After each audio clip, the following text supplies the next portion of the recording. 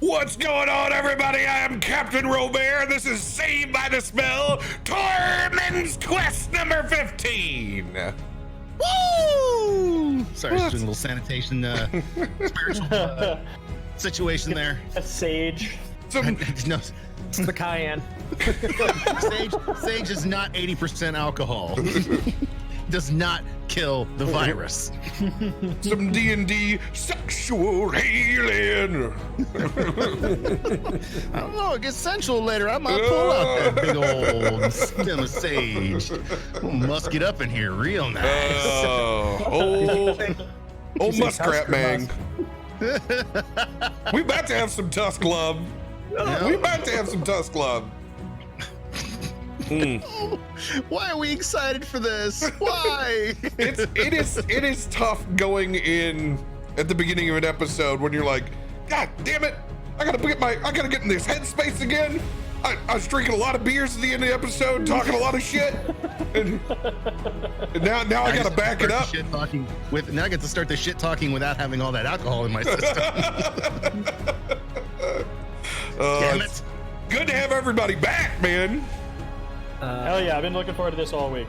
Oh my god, yeah. I'm so excited. Oh god, I'm terrified. But I'm so excited. I will admit right now, this is the most human contact I've had outside of my own family. Yeah. We have a virtual happy hour on Friday and Saturday, and past that, yeah, this has been it. Me and Radio doesn't even seem like we played enough games together this week. Wait, it's not Sunday? Thursday, got it. Okay. Man, what happened to this week? Shall be rectified for the next. Yeah, right. This week went bye-bye. You got any big announcements, Radio? Other than slightly losing my mind? No, but I'm good. I'm good. How are you? The slow descent into insanity. This is truly the descent into Infernus right here. I realized as I was getting ready for my show this afternoon, sitting in this very seat, talking from this microphone, that I have not actually left my home, got in my car for a week now. It's been a week since I've been in my vehicle and left my cul-de-sac. It is weird as shit, man. Cheers to you. I am the only person inside of a 7-story building that has glass doors and walls. I am truly in fucking Westworld. Oh, and I finally caught up with this. I'm not caught up. I haven't even. No, I'm not I'm gonna waiting. say anything. Okay. I'm just telling him that I finally got there. Okay. Oh. I mean, the internet mostly spoils that shit anyways, but I've been trying to like avoid that. I'm a better friend than that. I will not do that to you. Yes. Aaron Paul, dude. Aaron Paul's where it's at. So good. I'm gonna wait until it's all out and I'm gonna binge the fuck out of it in one night. Oh, I can't wait a week to see the next episode. I can't do that shit.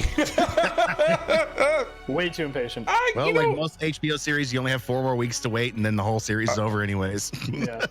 I like binging, but I don't remember as much. That's true. I don't remember as much. Like, dude, the in-between episodes on Witcher and Castlevania are a blur because I did them all in one 8-9 hour block. But like, I remember more or less most things from Game of Thrones because there's the hype. You might get a rewatch in, but like, I get it. Our own human nature craves the binge, man. Yeah. I binged Castlevania when we were super hungover. So I mean, I kind of had to pay attention because I couldn't move. It was a non-champagne night for you. I mean, it started with champagne and then it ended with tequila shots. Ooh. Oh. Speaking of champagne, right here too. You got any announcements? You got any announcements, sir? No, I'm still working, which is awesome. The 3 of us on the West Coast know that like we're gonna be in this for the long haul, so get used to never leaving your cul-de-sac. Yeah. And thanks to the guys at Digital Storm, my computer I think is at the top of the line right now, like top of the food chain to be put together. So. Woo! Woo! Should be coming a lot sooner than they quoted me. Nice. Yeah. That's it. That's all I got. It's exciting. It is very exciting. Yeah. Nothing like that new PC smell. Oh, it's gonna be pretty lights, and I'm gonna have a raven here when it's done. Heck yeah. Gonna slowly peel the RGB makes glass. it go faster. RGB makes it go faster. Hashtag Corsair. Sorry. I was doing that with my key lights and my Corsair Stream Deck while broadcasting with my Stream Link. Whoa. We're gonna have to talk about Sign this. this man up. We're gonna talk about this later. I got no paperwork in front of me here for this. All of a sudden, Isaac just became a binding and full-fledged requirement. Yeah, it's my new name is actually Corsair Gato. Arigato, Mr. Corsair Gato. Adam, you got any announcements this week, my dude? No, I mean, I'm just the same boat. I'm just, happy. I mean, obviously, I work at Corsair, so I've been blessed to be able to work remote and still, be able to kind of keep up some norm, which is great. But yeah, I mean, in terms of like announcements, not really. Just really nervous and also excited for tonight and all of the shenanigans that might ensue. I don't know. Hey, by the way, chat, I hope you love me more than anyone else and give me some of those cards. Brought to you by He Who Shall Not Be Named. We all know casters need them. Ain't that the truth? My HP. Thank God for that temporary HP. I think it increased like 20% of my total pool. You should see my AC. It's about the same. So. Yeah. Hey, don't worry about now. You should have said prayers for us when we were level 3 when we started. Level 3. Level 3. Level 3. Nothing gives you indigestion like a level 3 character that can only do something once. And you miss anyways. Here it comes. That DM gives the look of, oh, you're like, this is it. This is it. 6 points slashing damage. Oh, aren't you cute? Yeah. Announcements over on this side. A ton of people have been DMing me and asking me about my personal DM rate. I promise that I will get it posted at least up in the Discord for this weekend and stop making everybody wonder and ask and do all that jazz. So my private for hire rates are going to go up on my Discord, and then they'll eventually gravitate into the panels and all that jazz. So that'll be coming very, very soon because I have the opportunity to do some private work right now. Thanks to lockdown. But we also have to see if anybody actually has jobs to be able to hire a D&D game. So who knows? But it'll be the opportunity will be there and put out into the universe. I know I will be streaming Totally Reliable Delivery Service this weekend. They're going to be doing early access, which is super cool. Oops. Gotta get in them DMs. Yes, you do. Hey, you can still do it. I have the DM for you. Bitchin'. To get it. So the rest of the folks all have one. So that's gonna be awesome. I'm excited about that. Hell yeah. Because Fall Flat, these are from the Tiny Build. These are from the same makers as Humans Fall Flat. So super fun, silly game of ragdoll physics, and this gives it like even more purpose. So I'm mega excited about that. Over here on this side, we're gonna at least have these guys for tonight's episode. We'll see, depending on their schedule. Hopefully we can play some more with them. Still onboarding more guests, and obviously we have some spots with Wednesday's game being on permanent hiatus right now. We have that kind of availability in the week. Lots of cool shit behind the scenes that I can never talk to you guys about, but Soon, hashtag. Hashtag soon. For all the new people, you're gonna see a bunch of crazy cards and dice going across the screen. Those cards are from stream loots. Those are what interact with the actual game while we play it. And I'm gonna kick off, because I haven't done this at the beginning before. I'm gonna do a stream loots giveaway right at the beginning. Woo! And have somebody pop one of those packs right at the beginning. Heck yeah, there we go. You got 2 minutes on that. Exclamation join in the chat. And this is going to haunt my VOD for the rest of this week. as it plays, I'm just going to be seeing exclamation join over and over again. So I figured I would talk about it, so then they would go, oh, shit. You know, I bought some of those, and I used them in the previous stream. So, you know, I have some still. Maybe I can just do it for myself. Just for Isaac. Go. The only time I think it's ever worked when somebody's done it themselves, I think Short Nord has been successful, but he had stockpiled like, I don't know, like 10 cases of them. It was ridiculous. Oh Jesus, yeah. It was. No, I would never do that. I let the fate of the chat decide that. Beautiful. All right, let's create that coupon. Bam, got it made. Yeah, go ahead, exclamation join. Got 1 minute left on that bad boy. Other than that, I'm itching to play Cyberpunk D&D. No doubt about that. Shit's just got to line up with people's schedule. I'll tell you, the hardest part right now is I end up with a group that we want to play, and then we have West Coast meets East Coast. And we end up with we end up with the massive time difference. And yeah, that's that's just brutal. Well, so I'm trying to I'm working home now. I can start as early as 6 o'clock. Yeah. Wouldn't that be great if that was just permanent radio? Wouldn't that be great? Tell me about it. Well, at least I got about 2 months of it at this point. Let's see here.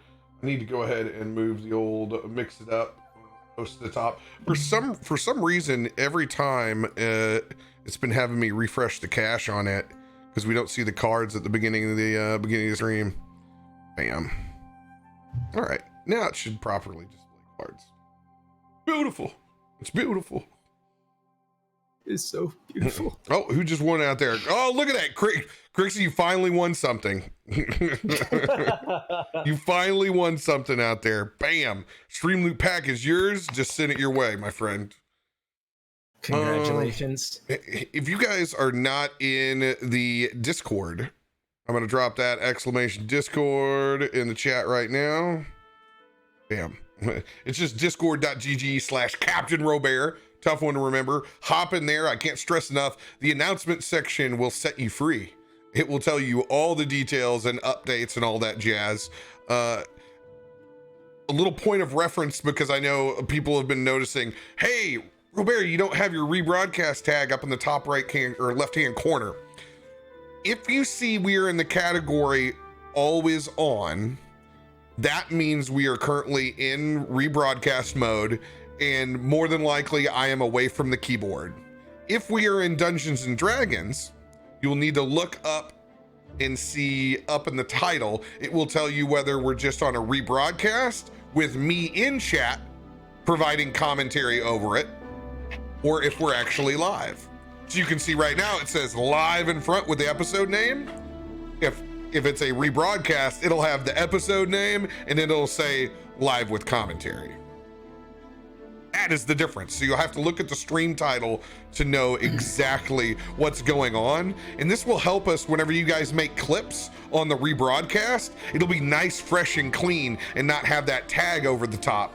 So we've run into a bunch of that where people have made these really cool clips for us. And it's like, oh man, it's got the rebroadcast tag on it. That sucks. So we officially have that fixed. So as you know, the stream title will set you free. Also, thank you everybody that has been commenting on YouTube. I appreciate it. It's great when episode goes live now. Everybody's tossing back and forth and giving feedback and saying hello and wonderful things. Thank you. Please keep that up. It helps drive the algorithm and I like responding to it. So everybody that's here, if you guys could also on your YouTube account occasionally pop in there and say what's up in the comments, and shed a little bit of light in one of the darkest sections on the planet. I was gonna make a comment about it, but I figured I'd let you roll. Yeah, I hate the YouTube comments. But Hate them. mine are fantastic because we're not large enough. We're not large enough to be consumed by the Anakin style hate yet. Oh my god. Ooh, you know what? I haven't done this in a while. I've been on my headset enough. I got a hot swap. Reminds me, I better check to see where I am my battery level. Oh, we're maxed out. We're ready to go. Bro, He's streamer officially out of the things. Matrix. Lucky. He's logging back into the Matrix.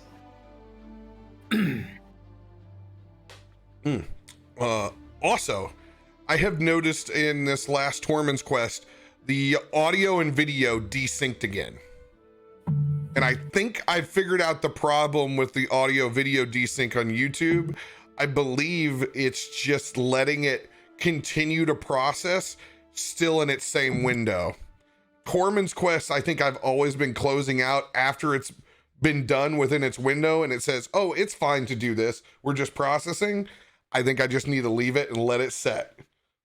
So we'll see. We'll experiment this week when I upload it and see if it comes out all right. But yeah, I was like, oh man, one of my favorite freaking episodes is janked up. No. In the YouTube version. My video's fine. You know, I always go back and look at it and the recording's always kosher, but I'm sure something about 4 hours of you know of 50 gig video it doesn't appreciate. It's fucking YouTube though. Come on, bro. Yeah, it is YouTube. It should do better. Hold him to a higher level of excellence.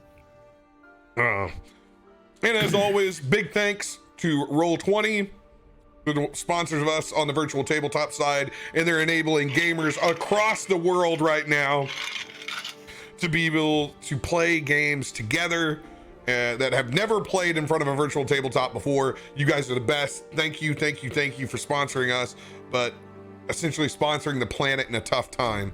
Also DnDBeyond.com, where we get all of our digital assets. Easiest place to make a character on the planet. They have also opened up and expanded for multiple campaigns for everybody right now. They're doing their part. You guys are rock stars. Thank you so much. Well, radio. You ready? Next, screwed up this time. Captain, tell us what happened last week on Saved by the Spell, Tormund's Quest.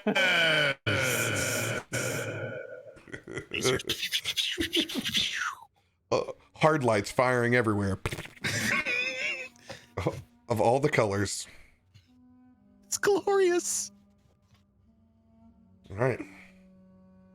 Last week, Tormund and Dirakt were sent out on another quest from Old Harbin Wester inside Phandalin. Suggested they check out a hunting lodge to the north, nestled once again into very creepily boar-infested woods of Neverwinter. As they took this task, they ran in to a couple new folks. Arkonan, Issac, a noble from the city of Neverwinter, not too far away. Arkonan, a mysterious figure, a hunter, a master huntsman, currently presiding over a very, very desolate lodge, seem to bond and make their way out on a hunt. After their friendship and companionship has led them out into the woods, finding a wounded deer, possibly gored by tusks, they were able to discover it in fact was, as multiple boars have now walked up into their position after field dressing and hanging this deer. They're confronted by two on either side, as well as a massive alpha boar in the center. And this is where we're going to pick up this week.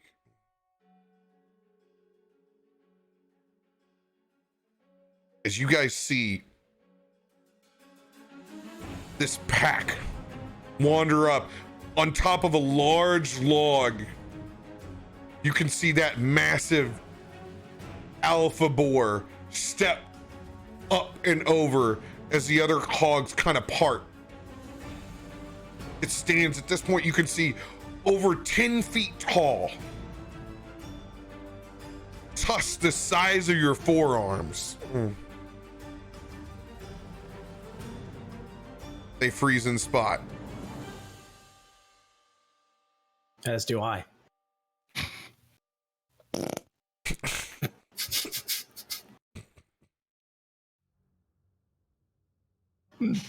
There's just a natural standstill as you guys just get done hanging the rigging of this deer.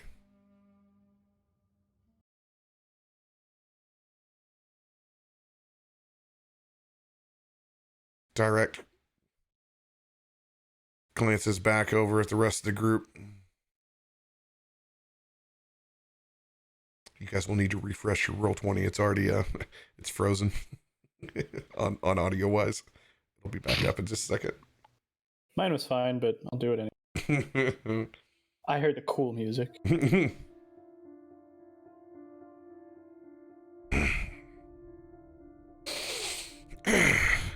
Direkt kind of stands up from his one knee, starts to wipe off a little bit of the blood from the deer that they've just cleaned. Looks over into Arkonan's eyes. And as he looks in Arkonan's eyes, he sees Arkonan already has a strip of leather wrapped around his hand, and he just gives a single nod.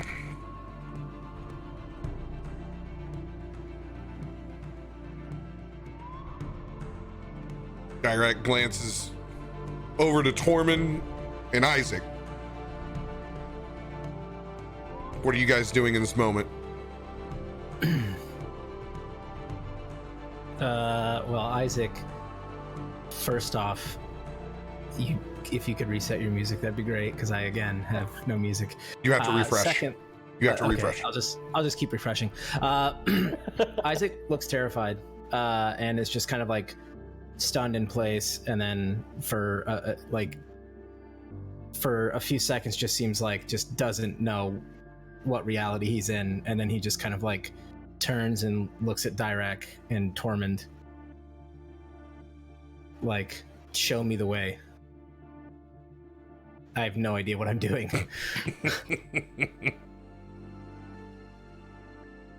Tormund just reaches back, grabs his Tribor axe, starts to pound it into his offhand. Like, let's do this. Go ahead and roll for initiative, guys. Yeah! Don't roll a one. Don't roll a one. Don't roll a one. Fuck. Which one do I want to roll? Let's go for the big guy. God, I didn't roll a 1, but I rolled a 2.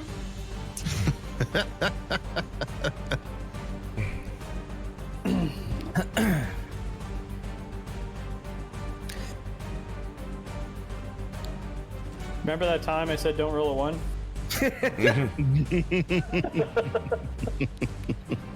Fucking hate this dice.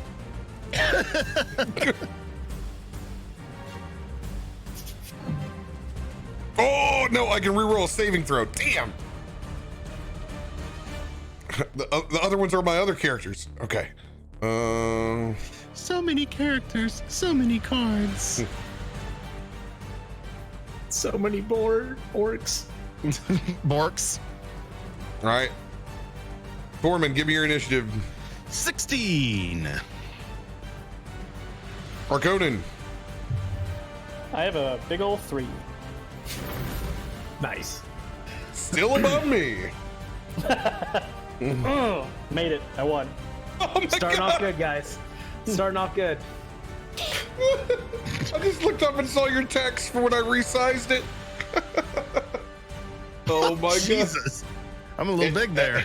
It says I'm big. not big Direkt, but damn, I'm not that big. Oh, it's amazing.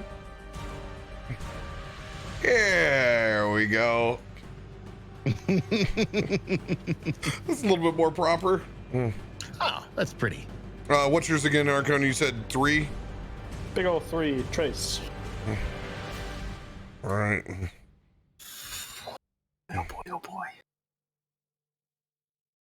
All right. 3. Isaac. 15. All right. Small boars are all going on the same initiative, gentlemen. They're coming in at a 10. The alpha.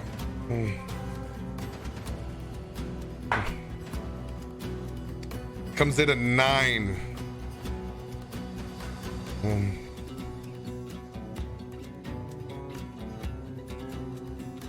All right.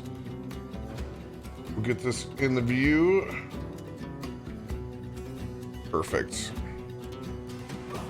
All right, Tormund, you're kicking this thing off, my friend. Oh, God. We all have a 1d6 inspiration.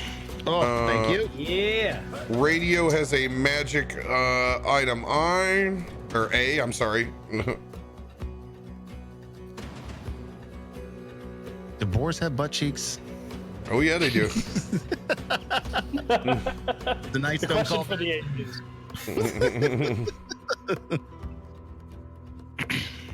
Now they are boars and not orcs, right? Because I think last session there was some transforming happening or something. So They're borks. they're borks. Bork. Orcs. Oh God. We're gonna die. Did I have them complete? Did they? I They revealed. were They were mid-transformation. They were Yeah, in they mid. were They were okay. They mid-transformation. were in mid transformation. They have come back down into their boar form. Okay, so they started underworlding, and then now Yeah. they're back. Yeah. Great. Yeah. That's All right, even more Tormund. terrifying.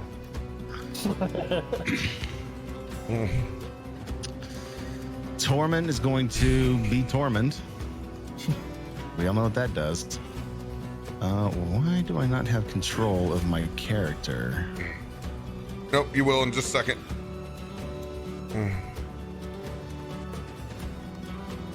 Got it now. Aha! Aha! There we go. Perfect. Got it. Thank you. Just want to make sure that's it's well within my my movement. Tormund is going to be Tormund with the axe in his hand. He's going to rush the set of boars on the right hand side.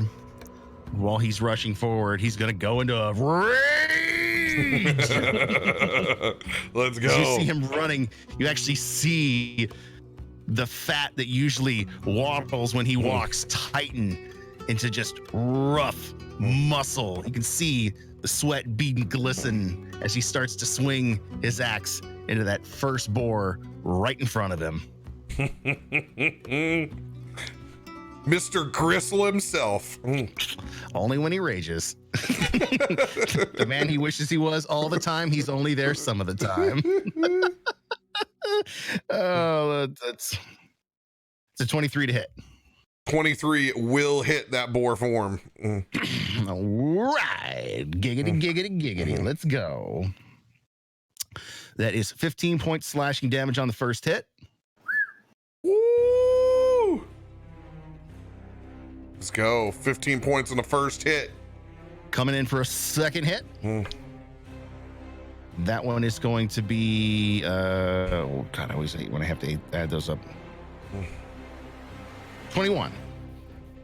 21 will hit.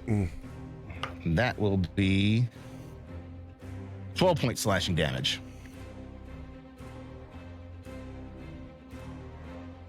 All right, 12 points of slashing damage. 27 total.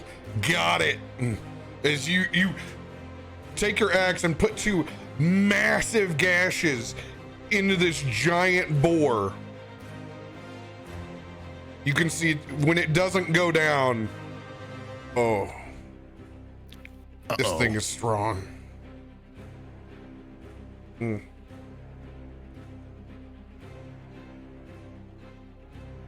Just look over my shoulder as I watch it bleed and stand on all four legs. I'm gonna need some fucking help here. It's gonna take a defensive position. Ready for it. All right, Isaac, into the frying pan, my friend. So he's just kind of standing there watching this maniac charge these boars, and he just kind of, as soon as he yells back after he sees him swing, he's like, "Oh right, I need to do something," and he's going to unhook the earring on his right ear, and he's going to hold it, and then you're going to see him start muttering, or he's not actually going to say anything, but he's going to start tracing some sigils in the air while holding this, and then he's going to flick out, and you're going to see an ice knife shoot out towards the far right boar. But as it does, you're going to see him just shift his other hand to the left, and it's going to split off, and he's going to twin the spell. Yes. And he's going to hit the far right boar and the closest left boar. So, yeah. So All right. I will roll to hit for both. Oh, Nice. so Nice. that's a 19 plus 7 for the first one, Damn. and then a 15 to hit the second one. All right. This one, far right. This guy right here. Yeah, the far this one. Okay, you want that one? All And right. this one, ideally. Okay, gotcha. All right. This one hits. What do you roll on the second one? 15. 15 hits hit? as well. Sweet. All right. So they both make dex saving throws.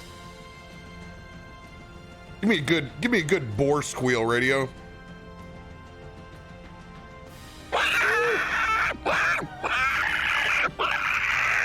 Thank you. That was hot.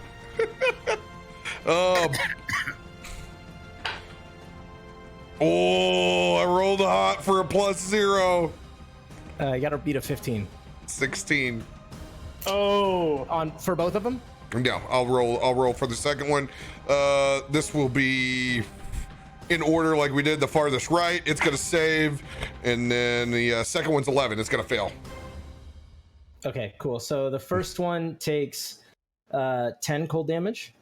All right, 10 cold damage. Sorry, piercing damage. 10 piercing. And then the second one is going to take 2 piercing damage and 9 cold damage. Sorry. And I'm so sorry. All 4 boars in the front need to make dex saves because any creature within 5 feet. Yeah, these are the it's the one that succeeded explodes. So we would be rolling for that damage twice. I think let's see here. On Ice Knife, I think after the first, I think you get it. Yeah. So the initial one takes damage and then it explodes and they need to make dex saves. So you made the save for the one, and then the 2 on the left I think have to make their save. Got it. Or take 9 cold damage. They're both going to take 9 total damage because it's a 13 and a 7. Yep. All right. All right. This guy's going to take 9. Tormund's boar.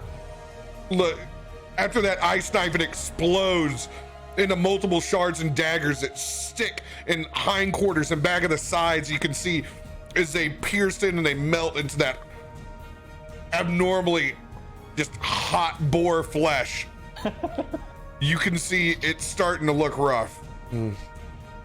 Hot Boar Flesh is the name of my next band. that hot boar flesh. And then I'm just gonna move back a little bit, kind of against this tree. Gonna come back here to the Dirakt zone. Come back here to the old man corner. Yep. Don't blame you one bit. All right.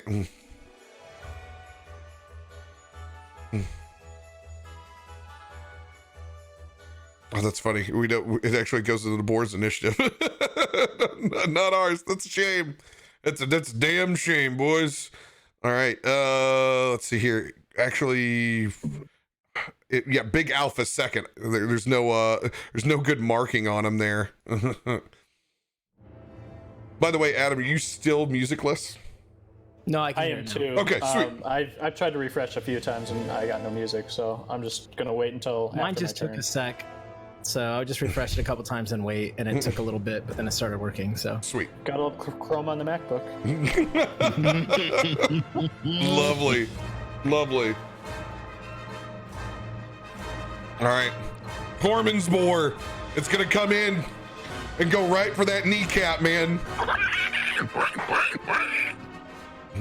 All right. First one's going to be a 16 to hit. He's gonna miss.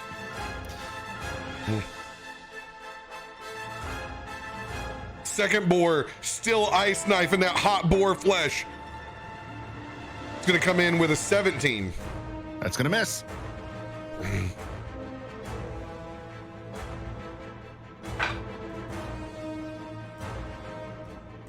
Another boar is going to come in from this side, and it's going to run straight for you, Adam. ah, 16. oh yeah, that hits.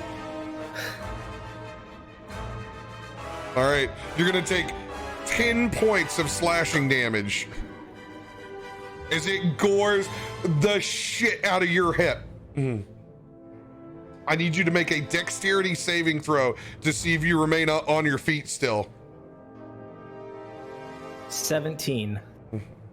17, you succeed. You Okay. you take it like a champ, but you don't drop to the ground. You gotta brace yourself against the tree. Great. All right.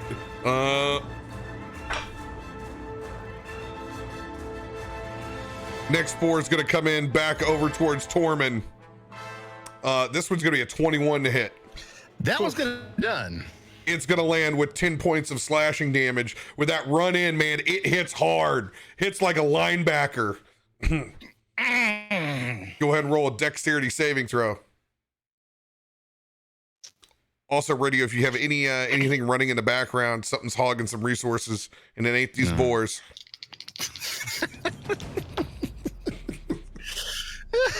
It's a night. Hey, I have music again. Yes. It just randomly fucking pops up. I don't get it. So weird. It's in between song transitions. It just doesn't. And it's when it's auto, it goes really well. When I jump from song to song, it tends to skip you guys every once in a while. Yeah, when you jump songs, it's fine for me, but it's like when I refresh and it's like, yeah, I'm not doing it anymore. And then when it restarts the track, that's when it comes back. All right, Radio, you're gonna be able to remain back up on your feet. Oh, don't you dare drop a sad boy in my chat, Adam. sad boys are a borderline bannable offense in this chat. I'll give you something to be sad about. Global pandemics. Too soon. No. But it's okay. It's okay. You're actually in the game. You're not posting can I play sad boy face. All right. I'm gonna die. Oh, you're fine. You're fine. The big alpha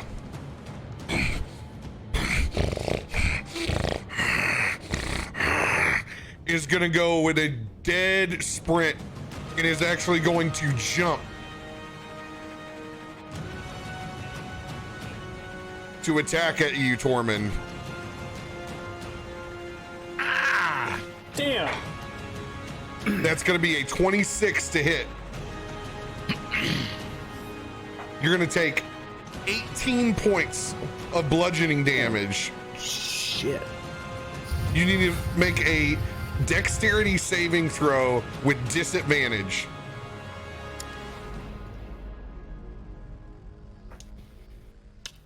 That is going to be a 14. 14 will not succeed. As you are now pinned to the ground, you are currently grappled and restrained. And as you are pinned down by this massive alpha boar, it's gonna go in with another gore tusk on you.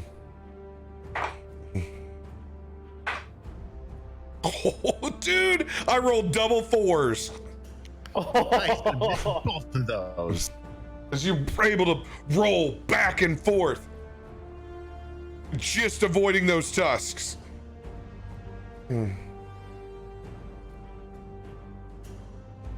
That'll be the end of the boar's turn.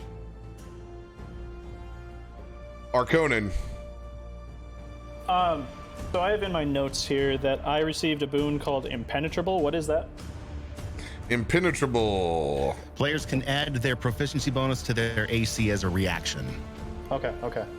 Used it a couple of times. Was trying to use it, but Okay. there was no sense in it at 26.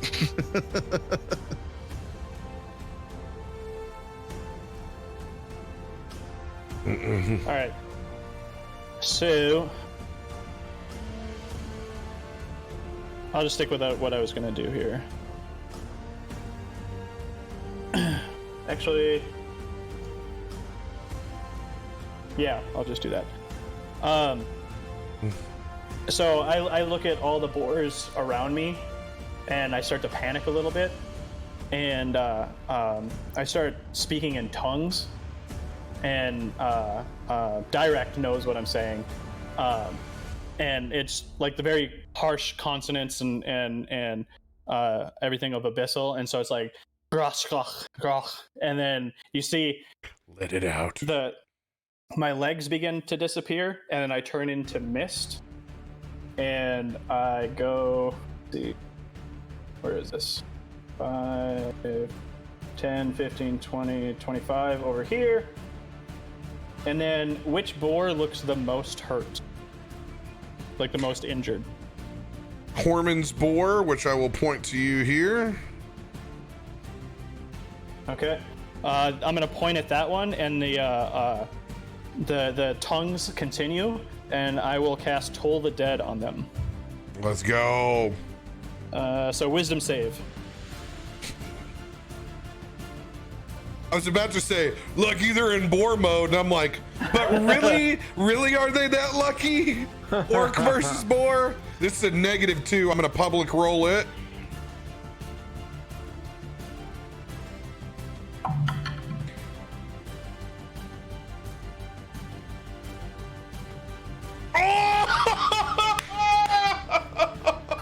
Wow. Shitting on Tim in first combat, rolling nat 20s. God damn it. I believe First it's at 20 half of the night, it damage. had to be you. Target missing.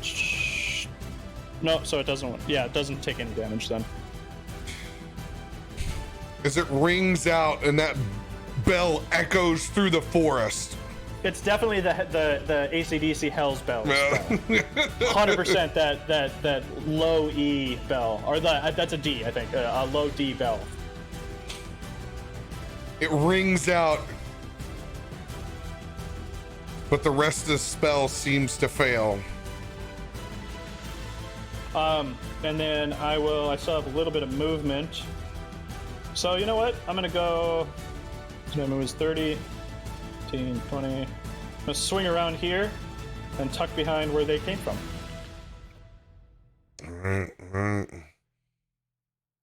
Oh man, everybody's in an awesome way. All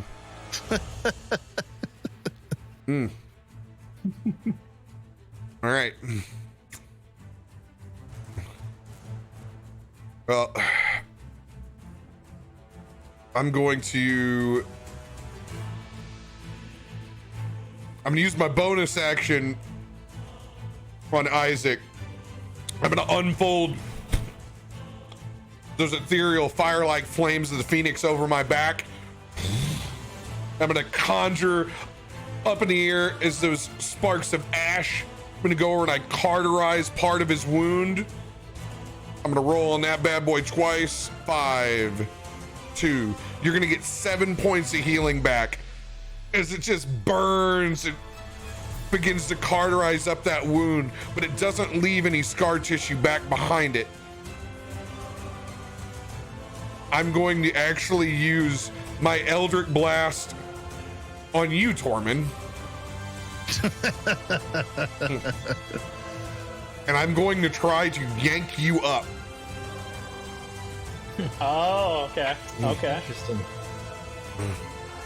All right. So I'm gonna public roll to hit against you. I got a +6.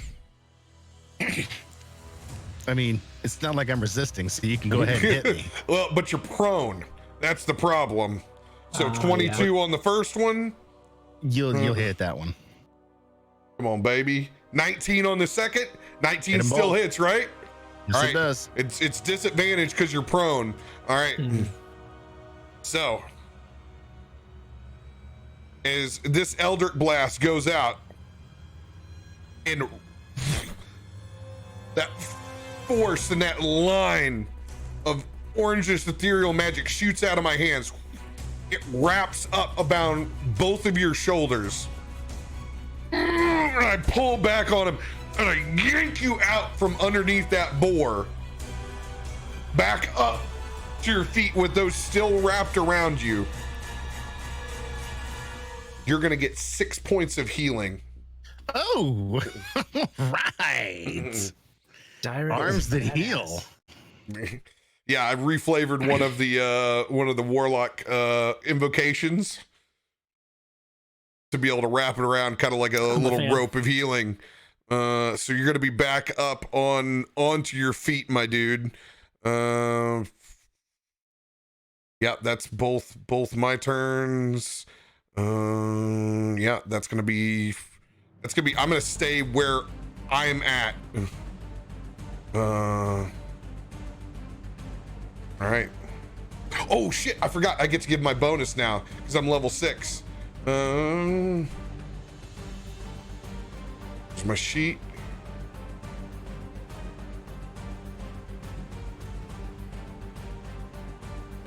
Can't remember what my modifier is.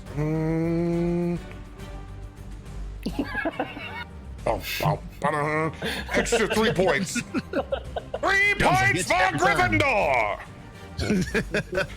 Yeah. Extra 3 points of healing on that.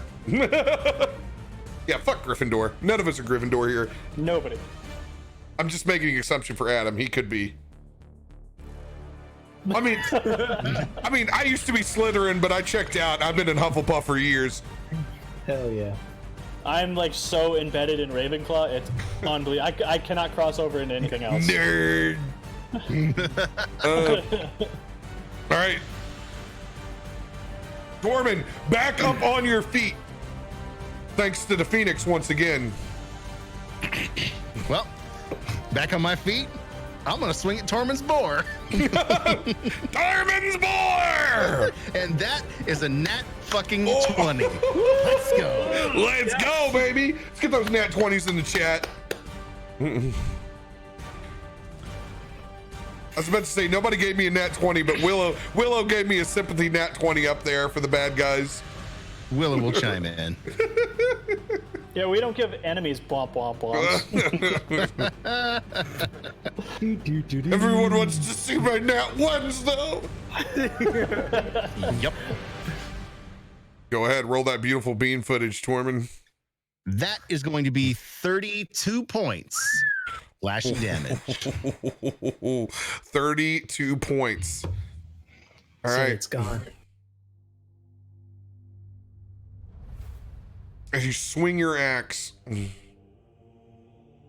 make clean contact, you use that momentum from being pulled up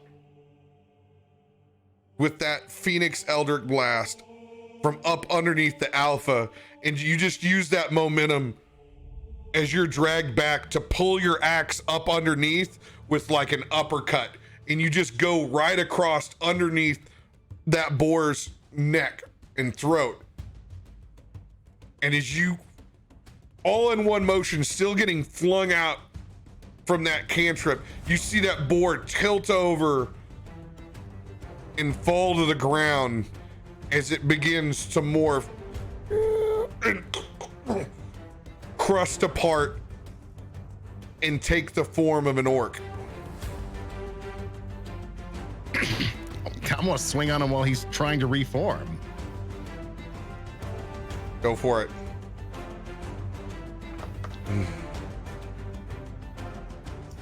It's going to be an 18 to hit. 18 will hit.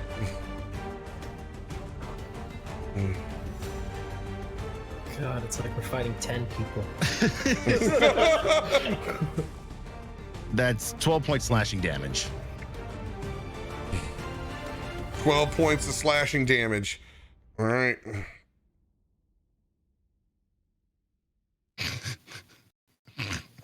Bam. Got it. Those gifts. So good. On the That's what fucking you want to ball. be at the I live love show. them. They're awesome. All right. As you swing at it with it in the middle of kind of transforming itself, I'm going to let you roll an extra damage die. Sweet. That is going to be 13. One more. All right.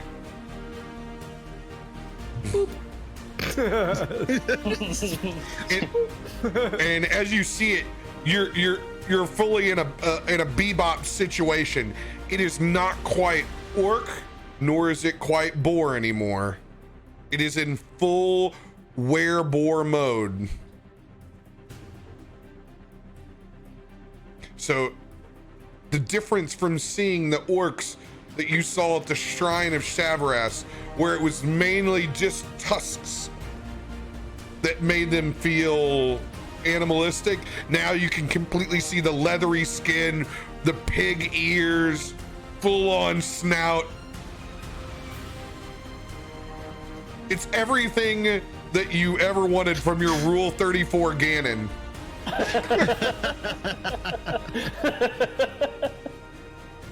Yes. None of us should ever have to laugh about that, but the internet in 2020, we've all been there. We've seen We all know what Rule 34 is. Oh, all right. Dear God.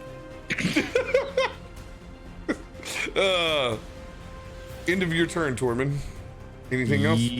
I'm just checking right now. I've used everything I can use. We'll call it that. We'll call it good. All right. Hold in place. Adam, scared, wounded, healed.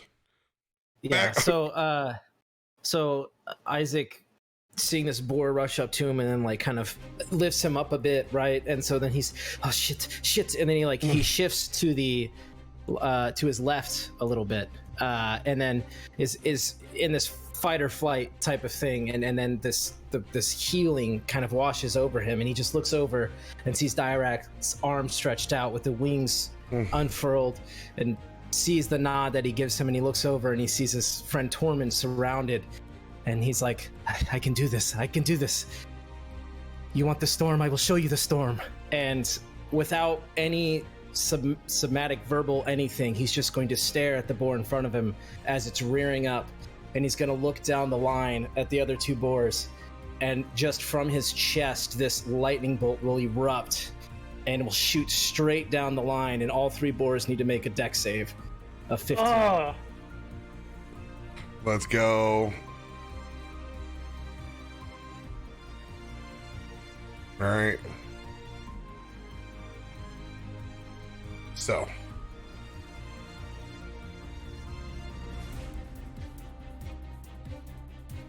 We'll pull this bad boy up. I'm going to public roll him. First one coming in, the closest one to 11. They are at a surprisingly +0 to dex.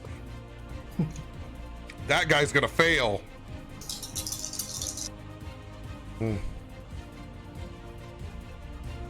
Next one coming in. 17 on the second. Succeeds. 19 on the third. Succeeds.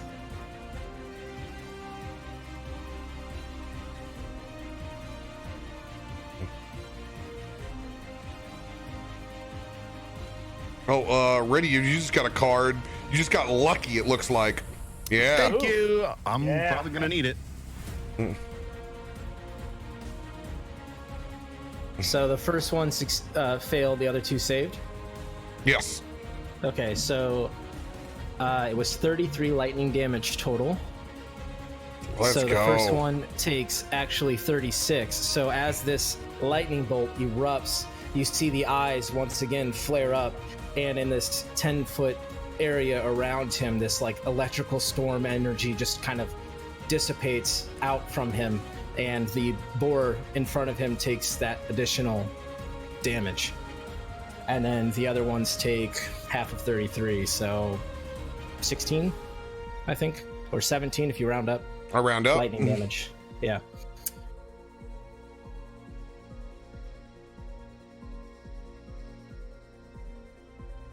All right.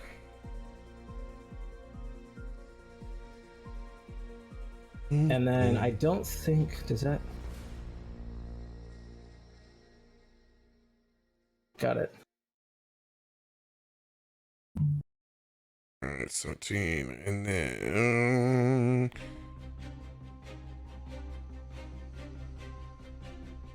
36. The one in front of you is smoldering. It looks like it is on death's door. Just hair completely fried off of the side of it. Looks nasty. Kind of keeled over. It looks like the two of its hindquarters are just muscle locked shut from receiving the full brunt of it. It does not look good. But it smells like bacon. I must say, I love the taste of bacon and whiskey together. Pretty fine. Isaac does not eat just bacon. He does always fatback and pork belly. I only eat the finest of the meats that are provided from me. And the occasional potato stew. Cayenne. There's cayenne. I can't wait for the ramifications when we find out after Pell's been off the wagon now after 14 years. That's the first message I got from y'all's episode. It was like, Jesus, you had to kick him off the fucking wagon after 14 years? The booze happens, you know? Yeah. All right, anything else for your turn, Isaac? I think that's it, because I spent a sorcery point to subtle cast that in hopes that they wouldn't see it coming. So that will be it. And I'm kind of pressed against the tree, and I don't have anywhere else to go, so I kind of am just... What was the subtle part? Oh, the subtle spell I cast with no somatic anything. So I just stood there, and then this lightning just erupted from my chest. So they had no notion that I was casting. Okay. Well, I'm going to give that extra benefit because that sounds like I need to roll with disadvantage. So for me, that's how I'm going to roll it. Like if something hits hard like that, I'm going to roll disadvantage. So I'm going to roll for disadvantage for those two back boars now. Sure. Because I mean, the boar ain't giving a fuck whether you're casting a spell or not right now. So yeah. First one's gonna fail. Come on, baby. Second one's gonna fail as well. All right. 33 lightning damage. 33 lightning damage. Let's go. Oh.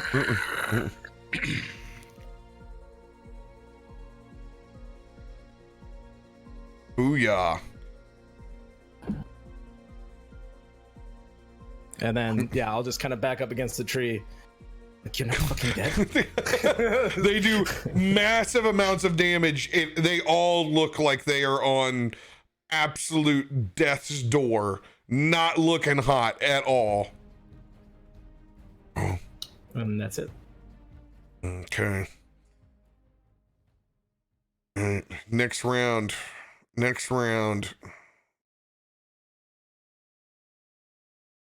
All right.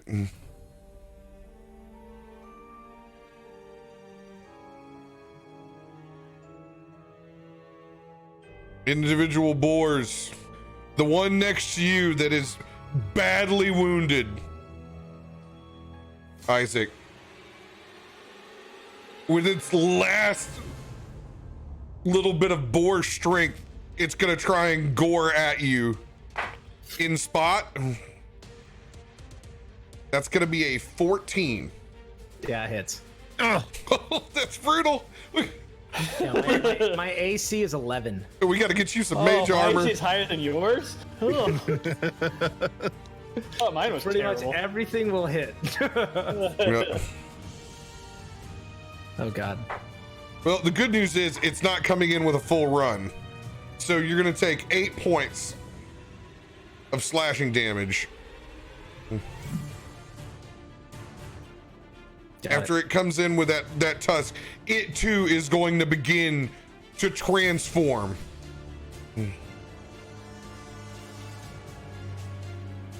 Knocked it out early. It's going to make its way into full were-boar form.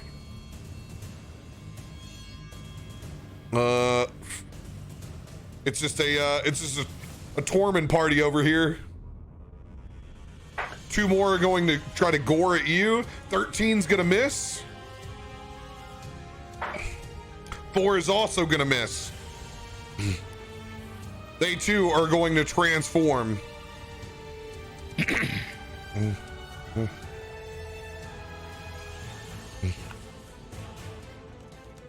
All right.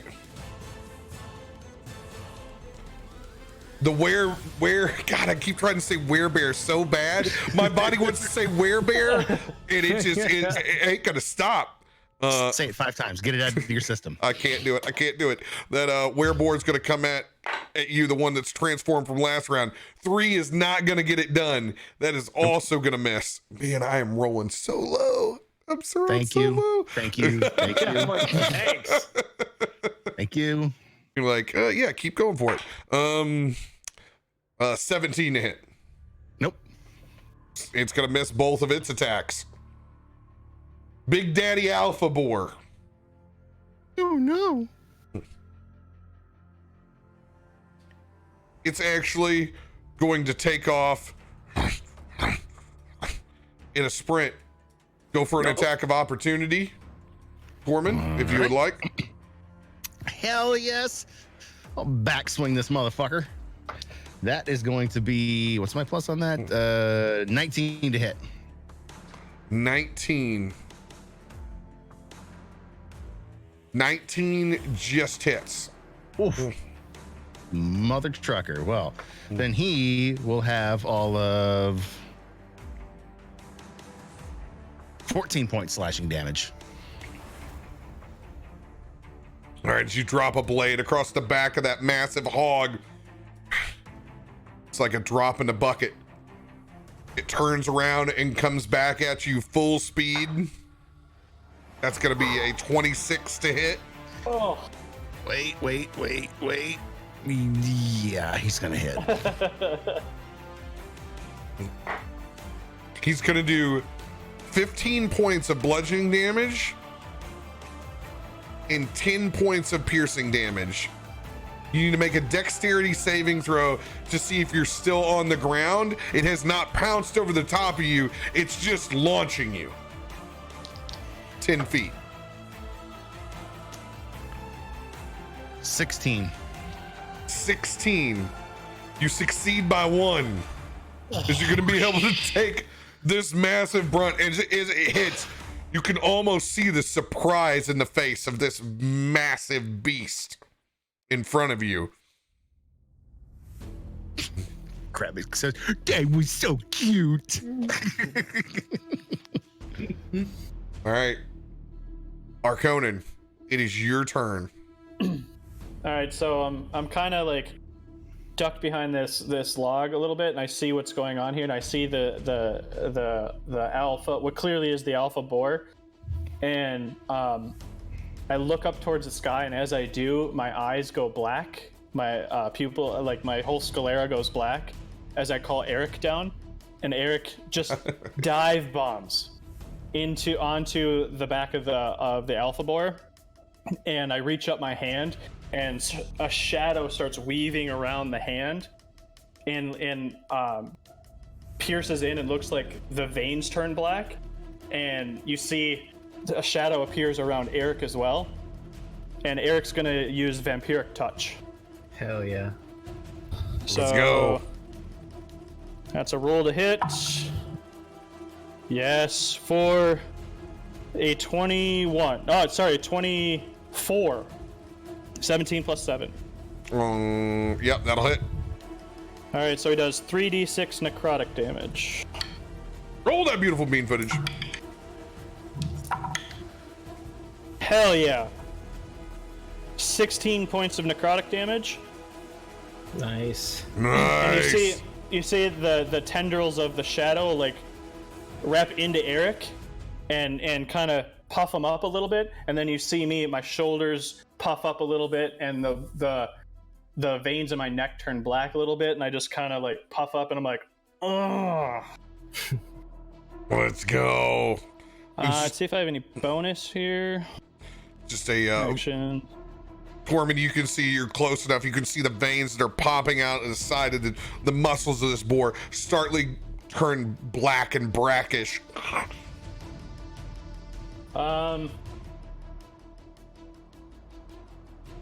Let's see. Don't have any bonus actions that I can use, but I can still No bonus action left? not. I have one, but like, god damn it! Stop moving. There we go. I'm gonna tuck back a little bit more here. Why are you doing this? Mm-hmm. There we go. Stop it. Roll 20.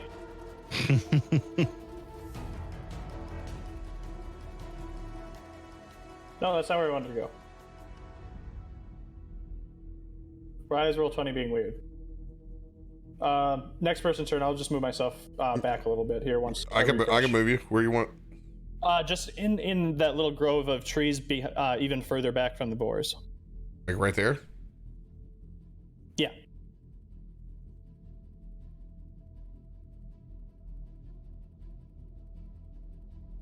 All right. And that is my turn. Come Dirakt's turn. He's going to convoke the Phoenix again and look over at Tormund, who's taken quite a bit in these last couple of rounds. And I'm going to look over at you, and I'm going to slowly begin to form a small Phoenix inside my hand. As the fire and ash unfolds, it flies out up and over towards you and actually sticks itself onto your chest, Tormund. And as it burns into your skin, you can see your wounds begin to cauterize slightly. Each turn, you're going to receive a 1d6 plus my something modifier. It's my proficiency. My favorite something. What is that? Well, I rolled a 1, so you're going to get a 4. Bitchin'. Hey, 4 HP is 4 HP.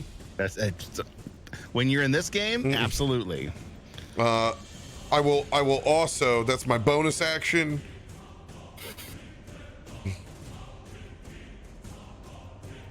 Now, is that every round on your turn or my turn? I believe that will be on my turn. Okay.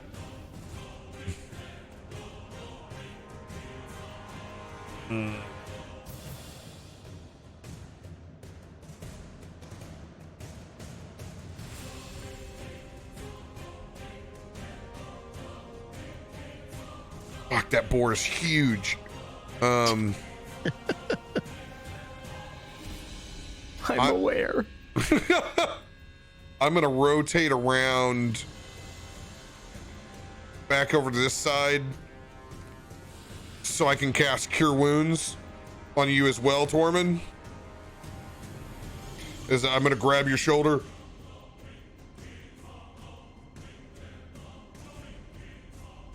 Okay. 4, 8, 12, 18.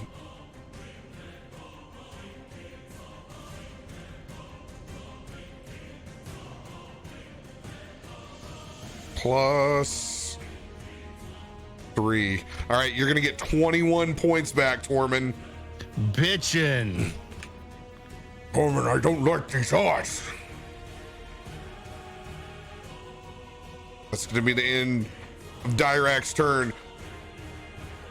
Are you topped off, by the way? Yeah, I'm good. Let's go. Go. meat shield gotta be meat shield. Yep. Meat shield gotta be meat shield. So Tormund is a dragonborn of singular focus. He only knows Tormund's boar at this point. He's had his ass whooped on by this big guy, but he's got this little son of a bitch that he keeps swinging into and he hasn't killed yet. And it's really starting to piss him off. So he's going to swing at his wereboar. Mm-hmm. Shit. It's a 26 to hit. 26 will hit.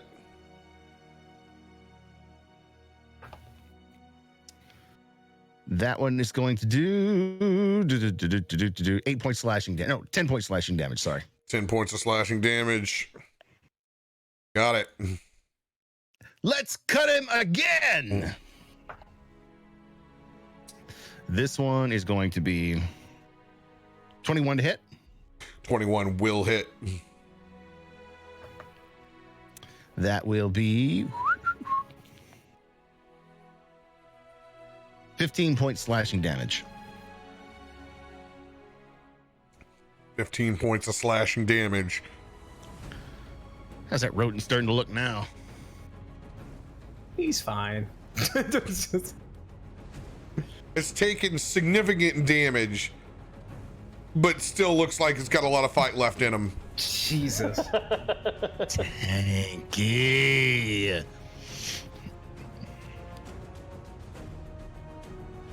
Meat shield gotta be meat shield. All right, I'm gonna hold a defensive position where I am. Look back at Dirakt and go, "You're too close to the fucking action, old man." Bitch, I was weaned on the dairy. You get this close to me, you're gonna get COVID, bitch. Back off. God damn it, I'm 6 feet not. of distance, asshole. God damn it, I am not Kenny Rogers, and you will not treat me this way, Tormund.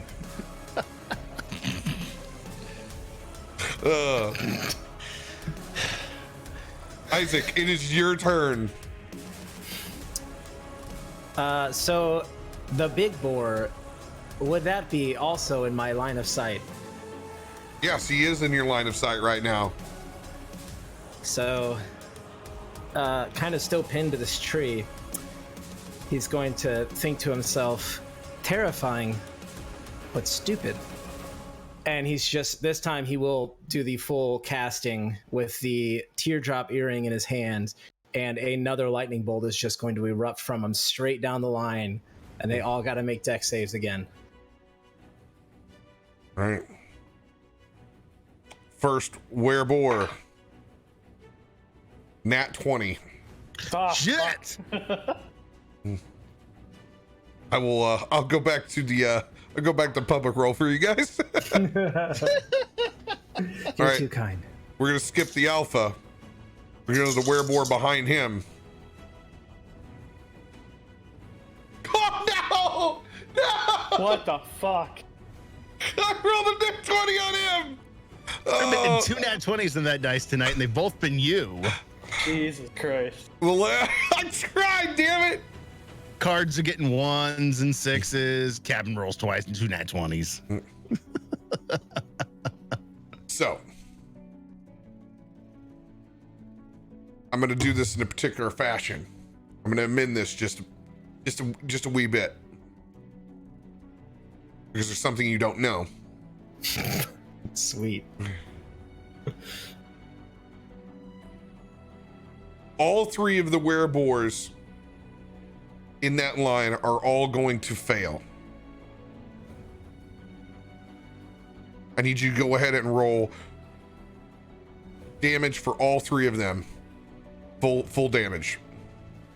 Well, it's all aligned, so it would be 30 lightning damage. Okay, 30 to each of them. 30 lightning and then damage. The closest one to me will be 33 lightning damage. Actually, the large boar will also potentially take 33. Maybe. We'll see, I guess. We'll see, I guess.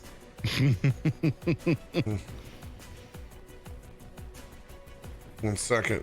Because he is within 10 feet of me.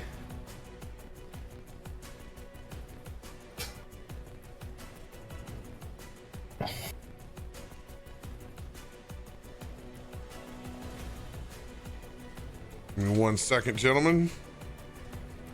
New shit has come to light. Like, she kidnapped herself, man.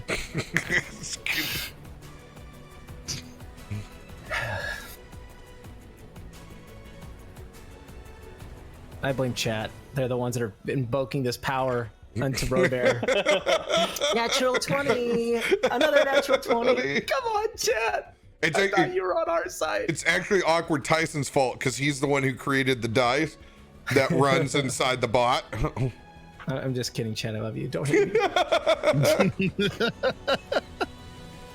As that lightning bolt strikes out and goes forward, frying these other wereboar. As you can see the clumps of hair just coming off of their bodies.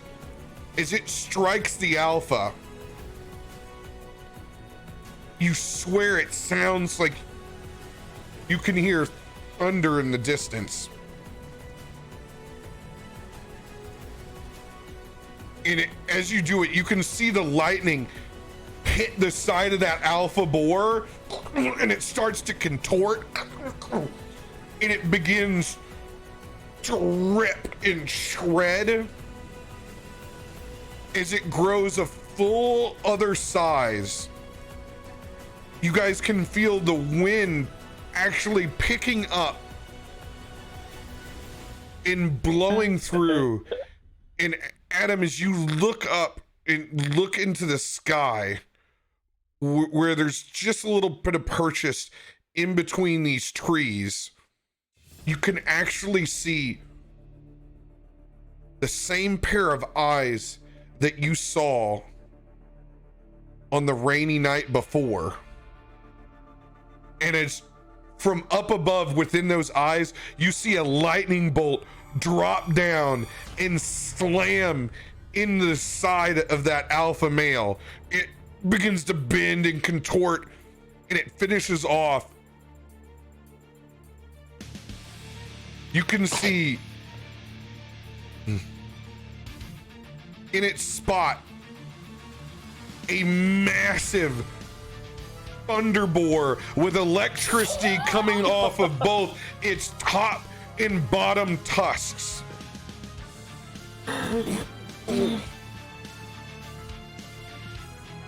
I need everyone to roll a history check. My bad, guys. My bad. I guess if you're gonna roll a nat 1, that's a stupid place to roll it, but I got me a 16. that's what it is. That's a natural 20. Oh! So we got 20s and 1s. There you go. Very fitting. Because Isaac, when you saw those eyes before and being from the storm, you know there's a tenuous relationship with the storm god Talos.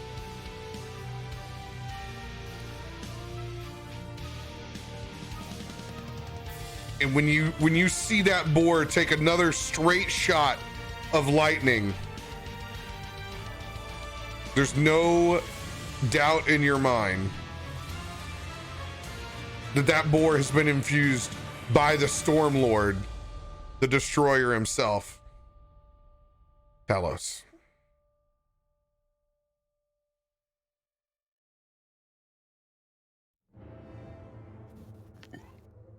Anything else for your turn? Remember, crying is a free action. I've got toilet paper right there if you need some. I think just reacting to this and so like confused and lost, and just as his feet he swirls his hands quickly, and he will lift up 10 feet away from the orc and just like grab like a tree branch and just kind of, it does not provoke an attack of opportunities, and just kind of stares like shocked and like it's just like confused. And that's it.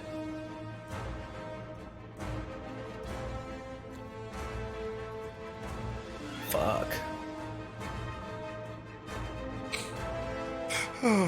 Didn't know we were gonna get there tonight.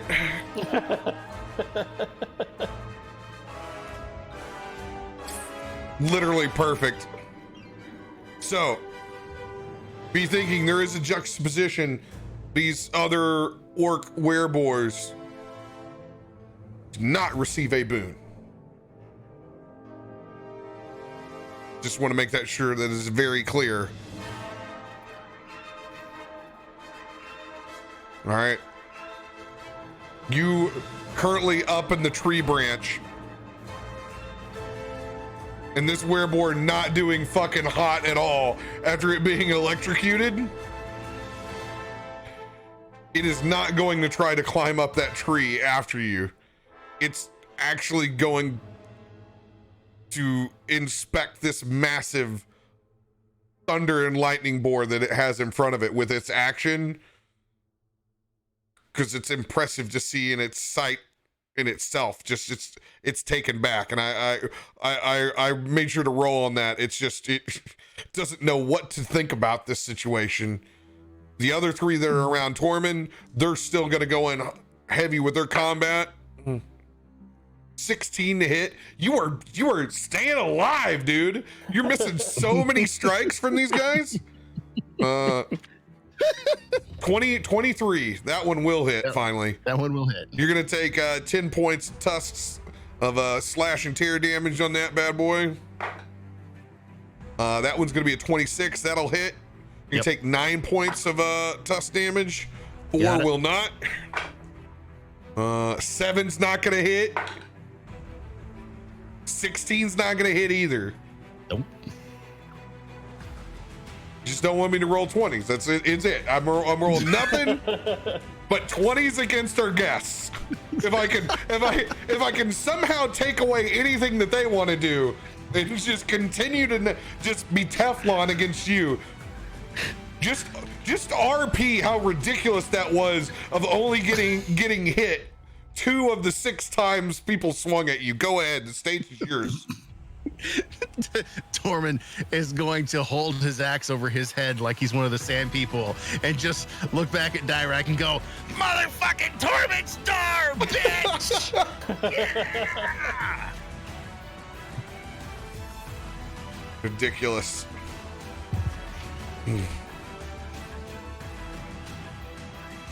All right. This Thunderboar, this avatar of Talos. You can actually see it bristles up, and it's just a horror in front of your eyes, Isaac. As you can see, the electricity tingling out from its tusks and down by its hooves. It's just gonna go in and try to slam and gore the shit out of Tormund.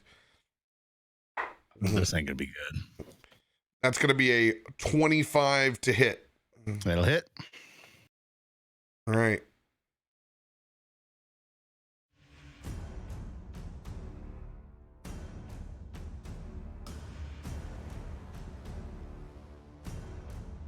Right. It's gonna do 12 points of slashing damage.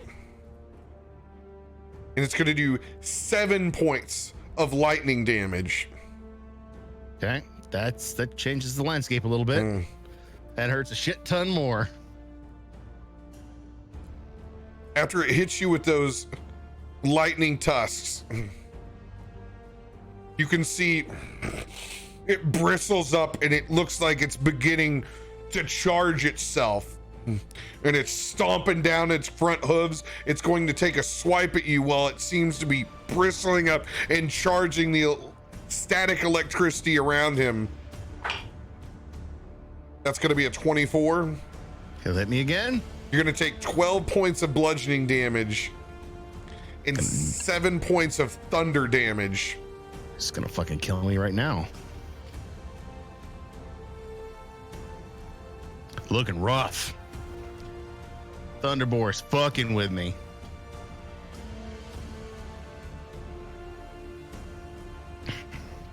That'll be the end of their turns. Arkonan, it is your turn.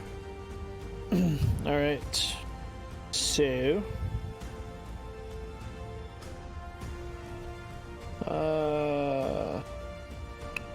until the spell ends, you can make the attack again in each of your turns. So I'm going to do Vampiric Touch again.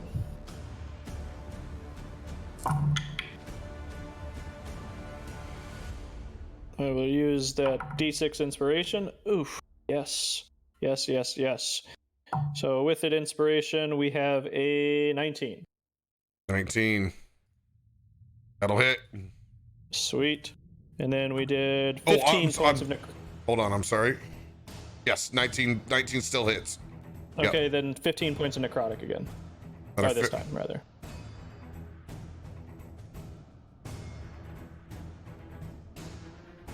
Necrotic damage still seems to do the same level of damage as the veins pop out from its side. And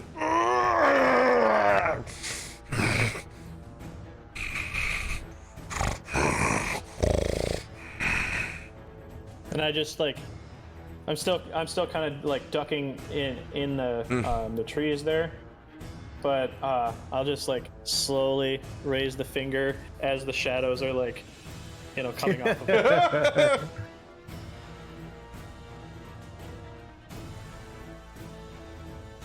End of your turn, Arkonan. That would be me, yes.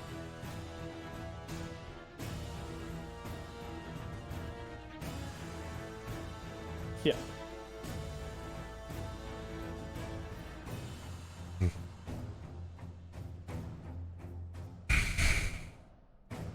Dirakt looking at the current situation.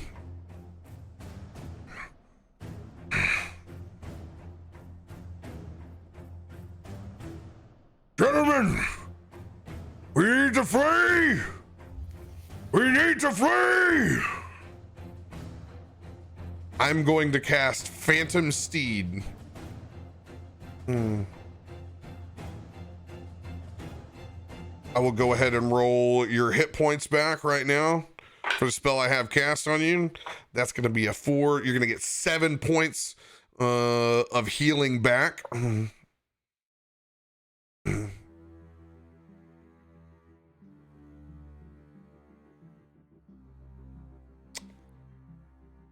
Dirakt also knows exactly what the group is dealing with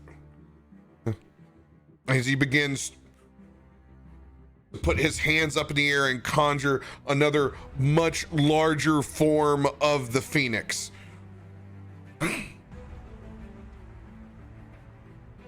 As he spins and puts pieces together, and you can see the wings actually lift up from over his back in force form back onto this materializing phoenix that is now next to me and Tormund.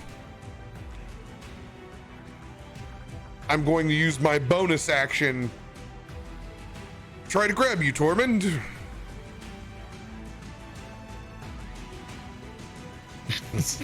It's okay, I'm gonna use my action to disengage and run like a bitch. I already know what's coming. All right. All right. You're willing? Mm-hmm. All right.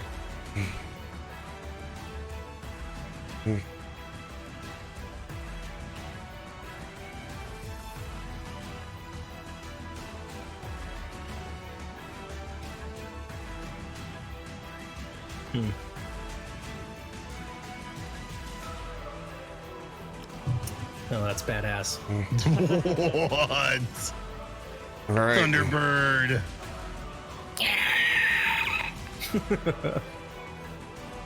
All right.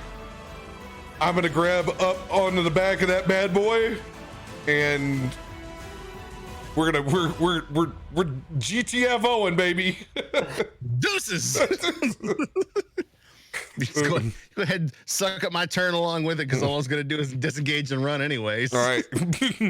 Disengage, and you're gonna be in the clutches of this phoenix.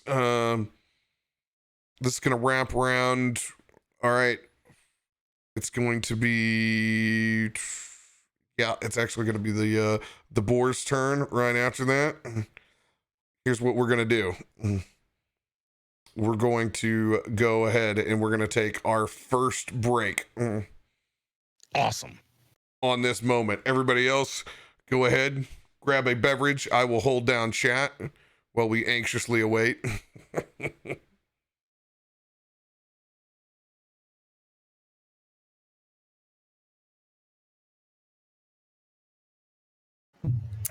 I have killed us all.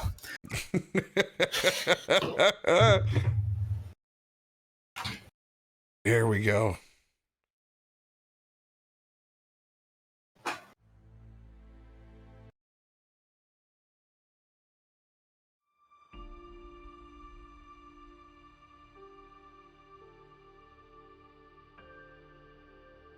Rim's still spinning. All right, guys, I'm going to use we're going to take a couple of ad breaks here while we're on there. Appreciate you guys for watching and supporting the channel. Remember, subs, Mixer Pro, you guys will be unaffected.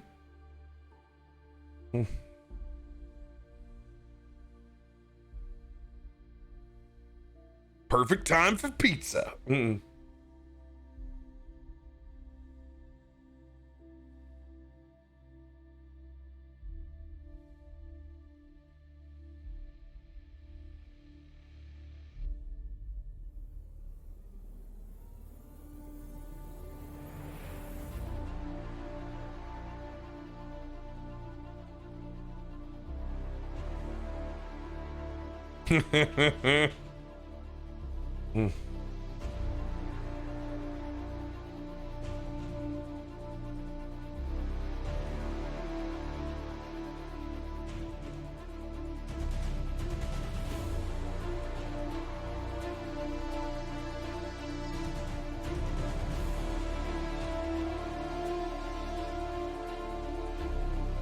It's truly amazing how new shit just always comes to light. I was sitting there, and I remember last week, I remember Isaac being really bugged by those eyes. And now we know why. Just worked out, man. Oh, it's so good.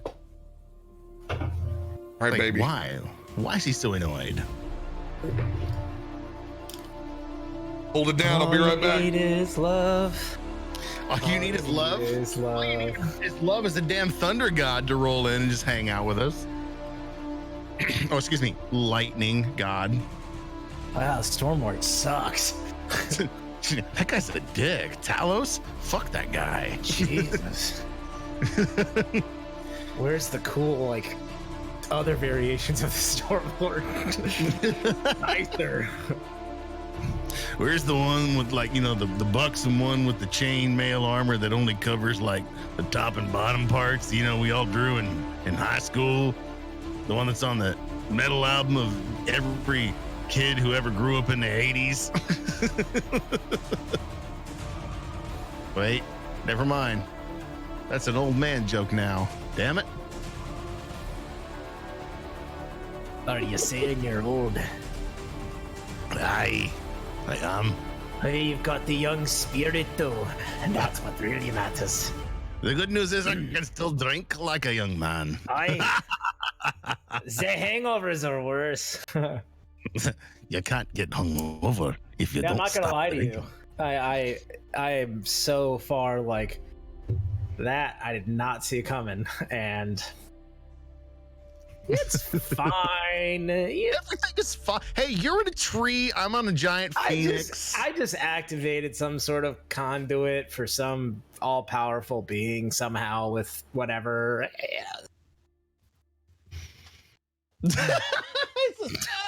You know, hey, but you know what? In the end, I mean, this is your story. Like I said, I am the Stormlord. No, it's just plot twist. It's just... I am Talos. Have you heard of the Talos principle? Yeah, so major plot reveal of what's been plaguing Neverwinter Woods. Interesting. It wasn't the Man. Borks. It was the storm god. Huh. Fuck, Which means I have Isaac no was- idea what that. Right where he needed to be. Do we believe in fate? It's wild that you created this character for it. I was like, oh my god, he has no idea. This is a good chance, like, this could happen. Just gave him a raging DM. Huge raging DM. By the way, just for reference, that avatar of Talos was the size of an elephant. Jesus. Oh, that's it. So, for the sake of brevity within this turn order, We die. since Arkonan has significant distance between him and the rest of this pack, and Isaac is up in the tree, we're gonna circle around and we're gonna snag Isaac first. The avatar of Talos still charging itself.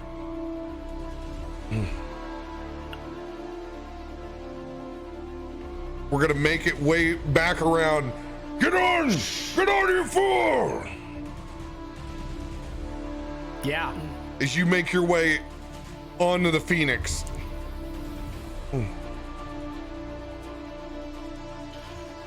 That avatar of Talos is gonna look over at Arkonan, who has stolen his life multiple times.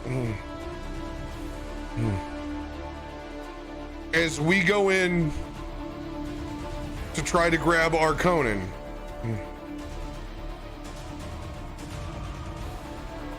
A massive surge of lightning begins to emit and streak out towards Arkonan. You need to make a dexterity saving throw. If you fail, we will miss picking you up. Don't forget that inspiration. He's burned it already. Oh, no! Shit, you got any cards? Inspiring leader. No. Do I sense that this is a spell of some sort?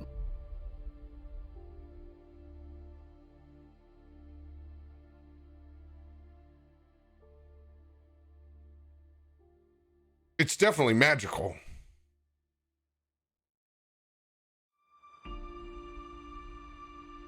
And he's been charging. You've seen this building within him. I am going to try and counterspell. All right. So we have different rules for counterspell Okay. at the table. You will counterspell this charge from him, and you're going to use your level against his level. Okay. You're gonna roll head to head. You're gonna roll a d20, Okay. and you get to apply your magic proficiency. Your spellcasting modifier. Okay. Okay. Okay.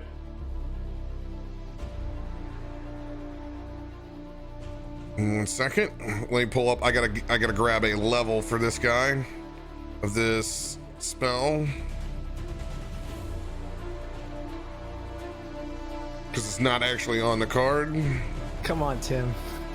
Come on, baby.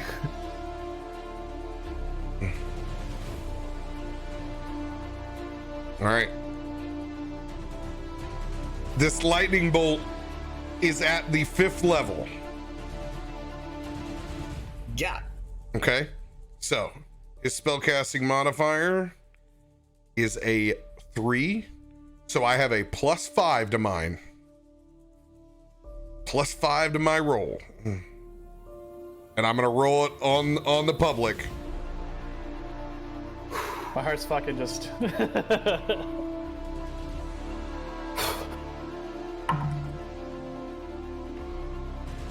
It's a 15. Okay. 19. Let's go!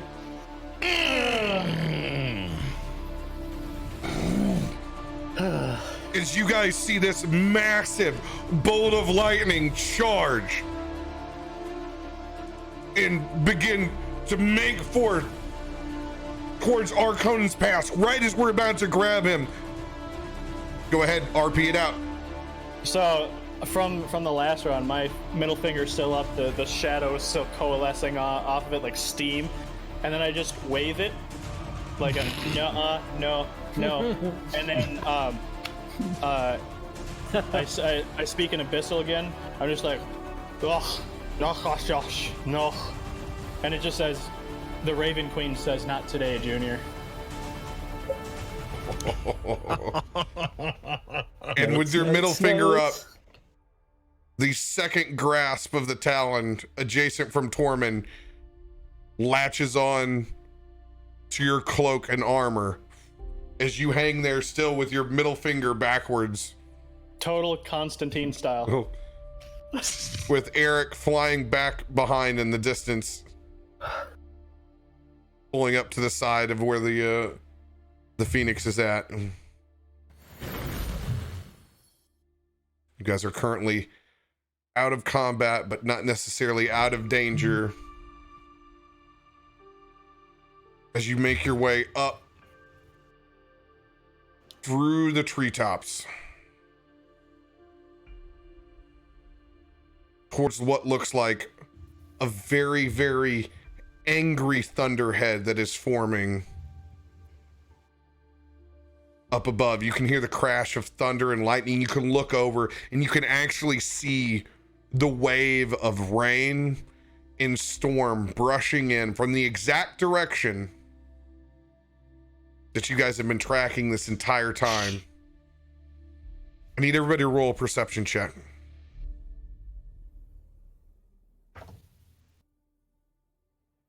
16 for me. 23. 4.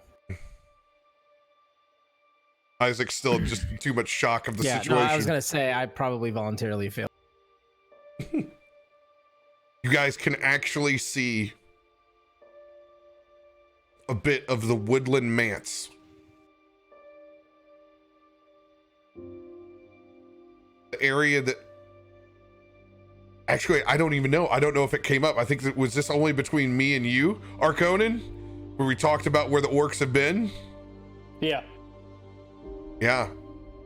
You described something in your visions, a place, but you can actually see the elvish runes as we're up in the air. We're that close. We're almost at the halfway point of that 10-mile stretch between the lodge and where that woodland manse is. And you can see the storm above that woodland manse is just brewing. You can see multiple lightning strikes just continually over and over and over again as we begin to make our flight back towards the lodge. As we're flying over the woods, you can see that thunderhead creeping up on us continually, to where the point now it's just nipping at the back of the tail feathers. I need everybody to roll a dexterity saving throw as you can feel the hair on the back of your neck stand up.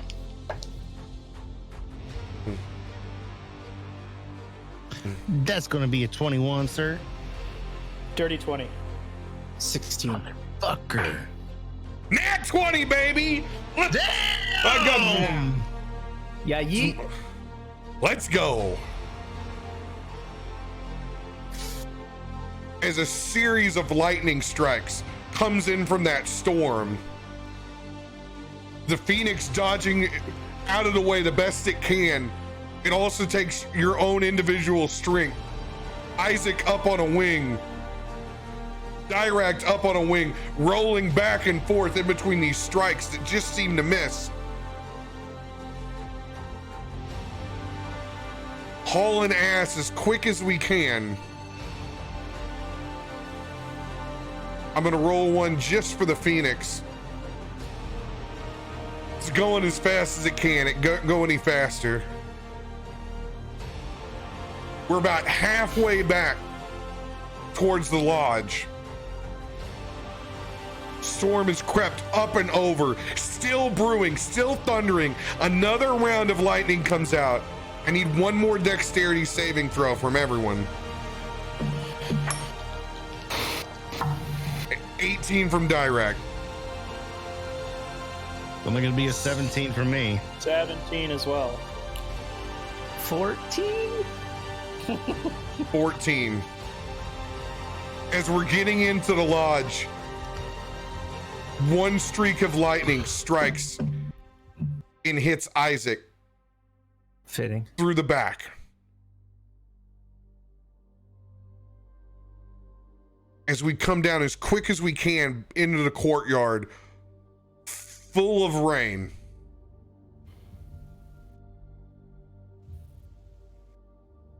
Issac. When that lightning strike hits, you can feel your body tense up. And it just seems like everything locks into place.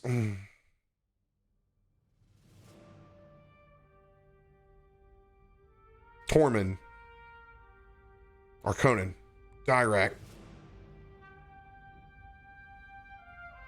We both get off the back of the Phoenix.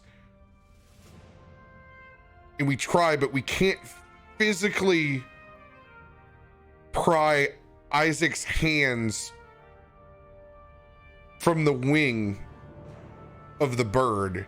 It's locked on. I need you to both roll perception checks.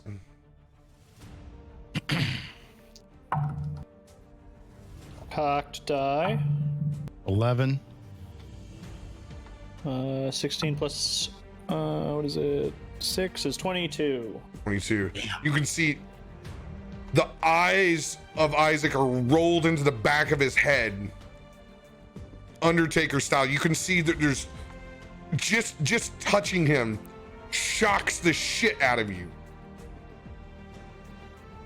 to enough where you can't hold on anymore, whether you're gonna take damage. Tormund is gonna hold on and try and pull him off.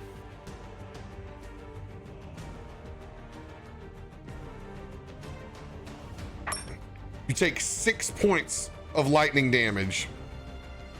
Go ahead and try your strength.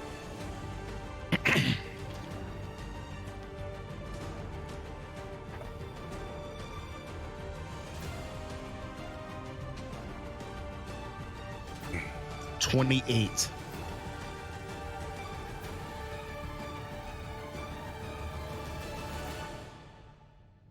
$28. You pull as hard as you've ever pulled. And you're able to dislodge him as the Phoenix dissipates and folds back into ash before your eyes. And you're just holding on to his sheer body. It is electrifying you to your core. At this point, you're holding his body. Come, let's get into the lodge. We gotta get out of the storm. Out of the storm. As Dirakt makes his way towards the main lodge entrance, throws Tormund's open the gonna carry door. him in. You're gonna take another 18 points of lightning damage as you get Isaac's body back into the lodge and up on a table. As I roll into the lodge, I'm not gonna make the table. I'm gonna drop just inside with him in my arms. Arkonan, Unconscious. I need you to make a dexterity saving throw Jeez. with me. So you're gonna have the help action. Advantage. Yes. 19. 19, let's go. As we share the brunt of another 18 points between us. As we get his body up onto the table. As you drop down to a knee, I'm gonna reach over and put one hand on you, Tormund, as you go unconscious. You have 2 hit points left. As I shear you back up into existence, as your eyes open back up. Do we get him inside?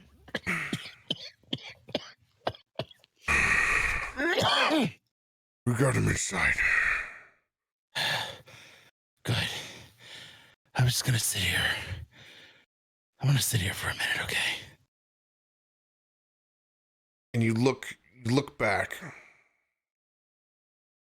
and you can just see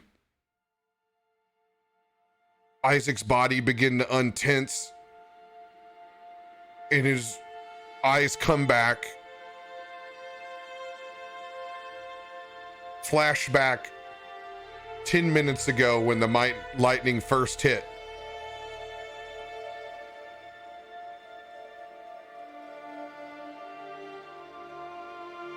Isaac, when the lightning hits your body, it fully consumes both your physical capabilities and your mental. It's immediately, it feels like your soul is being ripped from your body. As you're pulled out and you can see your body coasting down into the lodge, it's like the static electricity on the outside of you forces whatever your incorporeal soul is further up and into the storm.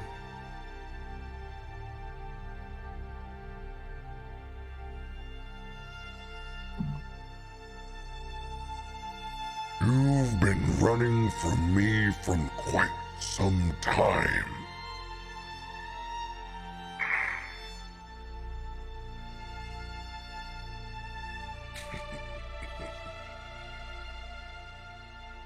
What a fitting way for we to finally meet.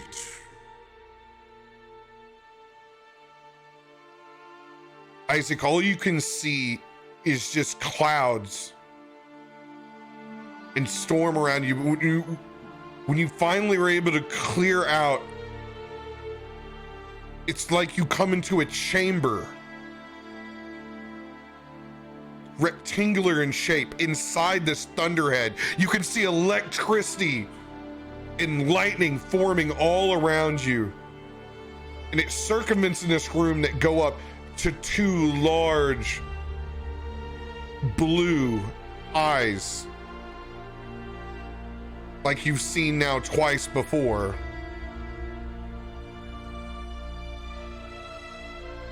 You think that anyone can just walk around and wield the powers of the storm?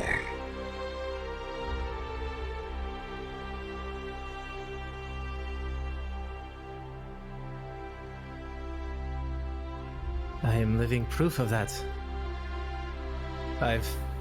Didn't ask for this, but it's befell me. Powers of that nature don't just befell anyone, boy. You think you can wield the power of the storm from your mother? Do you think your father was able to bestow you the power to drop my legions.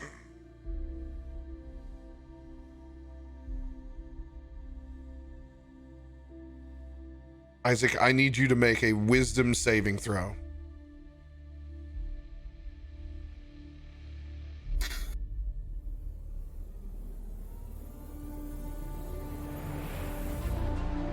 It's 13, but I think I still have inspiration. You have a so D6.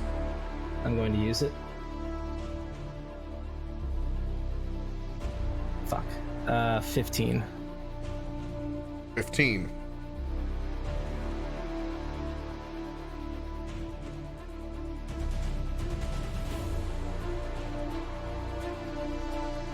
Somehow you have strayed from me, but this day,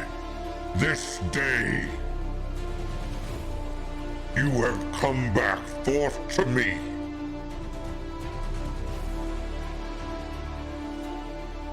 Receive the boon of the storm.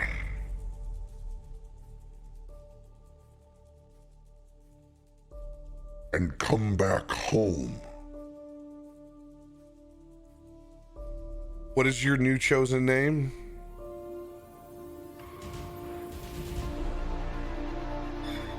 Oh, So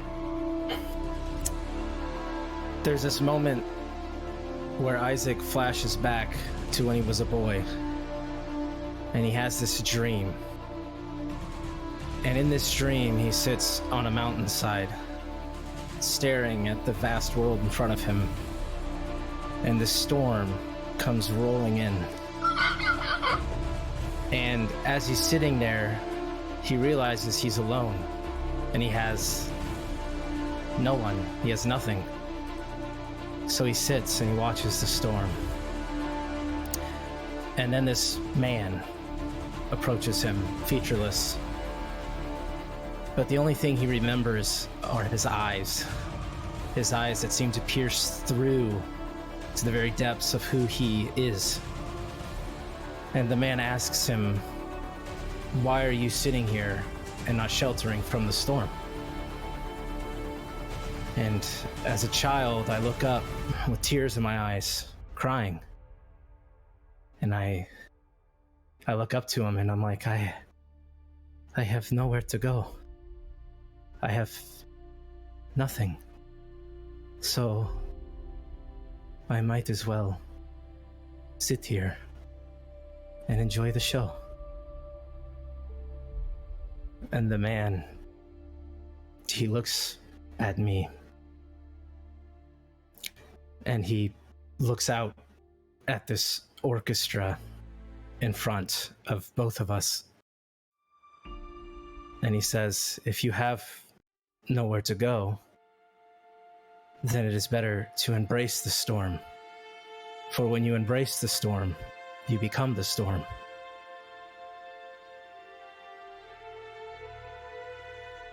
And I was always terrified of the storm as a boy. But throughout my years leading to this point, I've become drawn to the storm and to that vision, that dream. And as I sit in this square room looking up, there's a moment of somewhat recognition. These eyes, I've seen these eyes. And he thinks about the storm, the tempest, the wind, the rain, the lightning, the thunder, this chaos, yet there's a sense of tranquility, a sense of peace within it. And I look up to the Storm Lord. It was you. It was you on the mountain. I see now.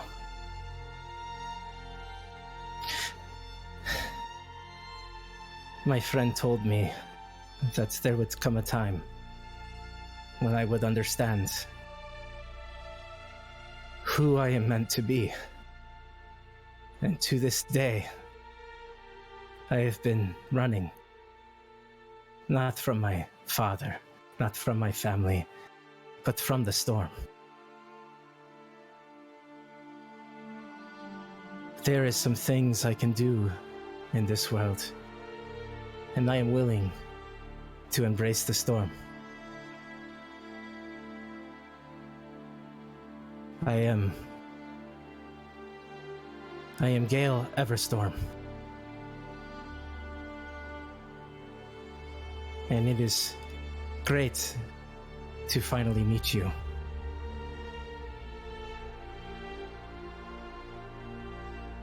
And he just kind of lowers his head.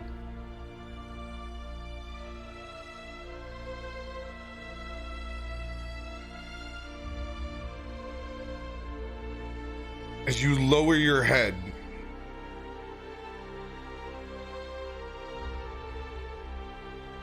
Hail, Everstorm.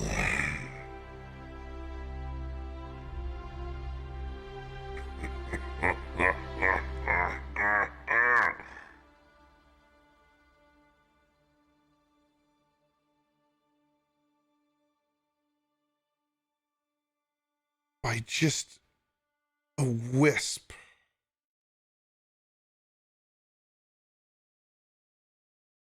in a hair, when you feel this pressure weighing on your mind,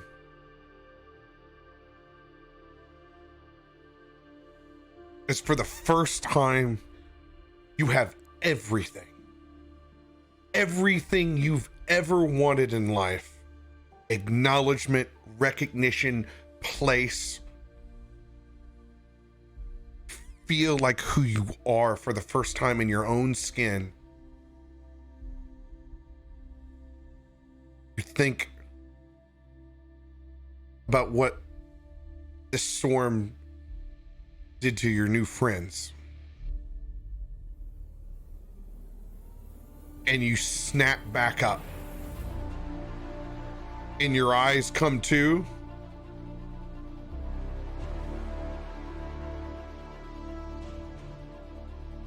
With a 15, you succeed on your wisdom saving throw. Just with a 15. And as you stand back up after kneeling, just your face towards the eyes as they slant back down. You're pulled back down where you are on the table, your body unstiffening. Looking into the face of your friends. Inside the lodge, door swung open. Storm still raging outside.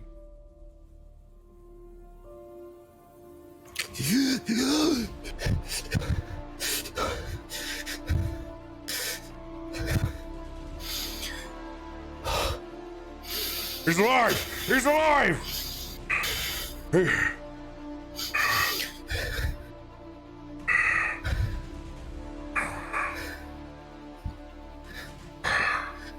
It is so good to see you.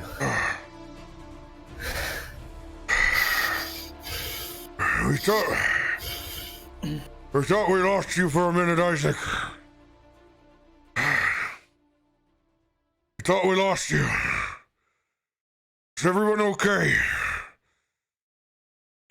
You guys turn around and see I've got a handful of salt and 2 coins in my hand. I don't think we're gonna need that today. Shit.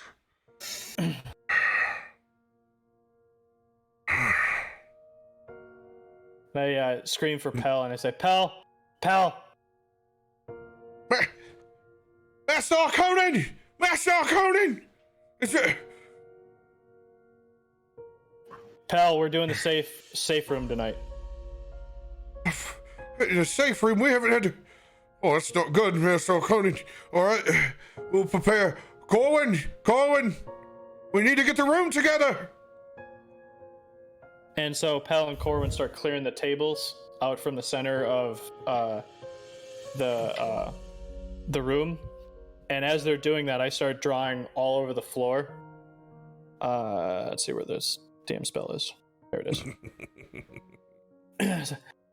Start drawing all over the floor, and I place a small crystal bead in the center, and as it hits the center, you see a shimmer in the air in the form of a dome go over the entire room, and I say, we're all going to sleep in here tonight. Nothing can bother us.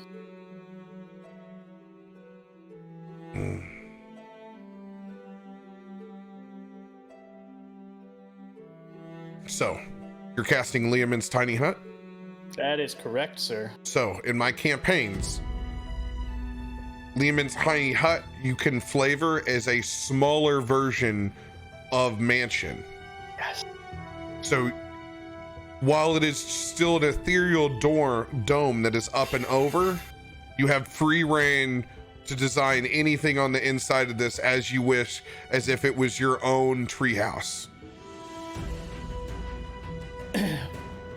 And so I tell each person, I whisper in their ear, and I say what the password is.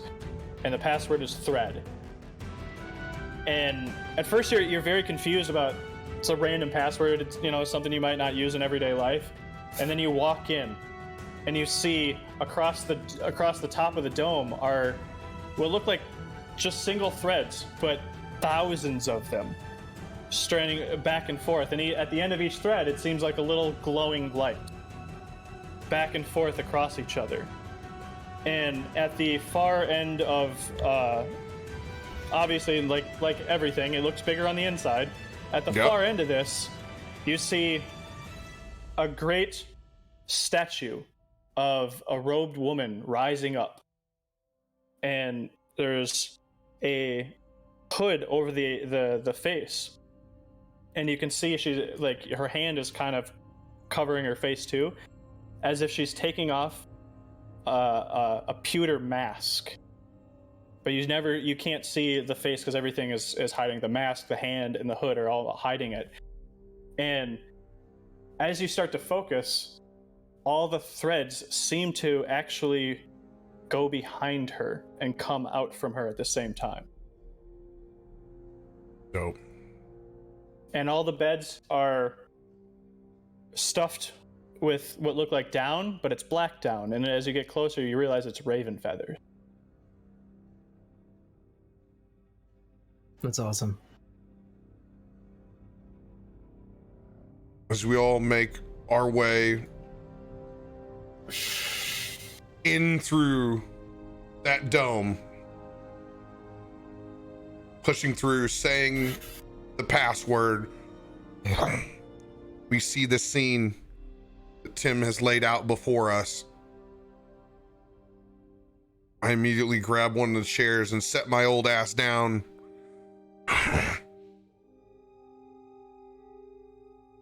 Well, at least we know who we're dealing with now.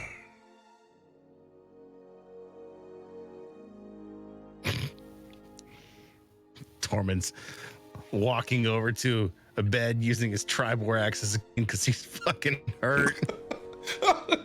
Tiny Tim in it. Yep. Just lets go of the axe and plops in one of those beds. Yeah, but I need to kill a fucking lightning god. Dirakt. Well, you don't kill it. But you certainly get the fuck out of its general area when it shows up. Mr. Isaac. Not Isaac. Oh. Not anymore, you're not. Tormund's gonna lift his big ass off the bed. You picked the name! I did. From this day forward, I would appreciate it if you would call me Gale Everstorm. That is a fitting name. Tormund's going to use every ounce of energy he has to get up off this big, soft, pillowy bed. Hobble over to you. Look you right in the eye. He's going to hold out his hand. Take it. He's going to squeeze it, pull you close, and wrap his other arm around you. Pleased to fucking meet you, Gale. He's going to take his other arm, let go, and just give you a big old bear hug. He's picked the name! I believe the name picked him. As did the Storm Lord.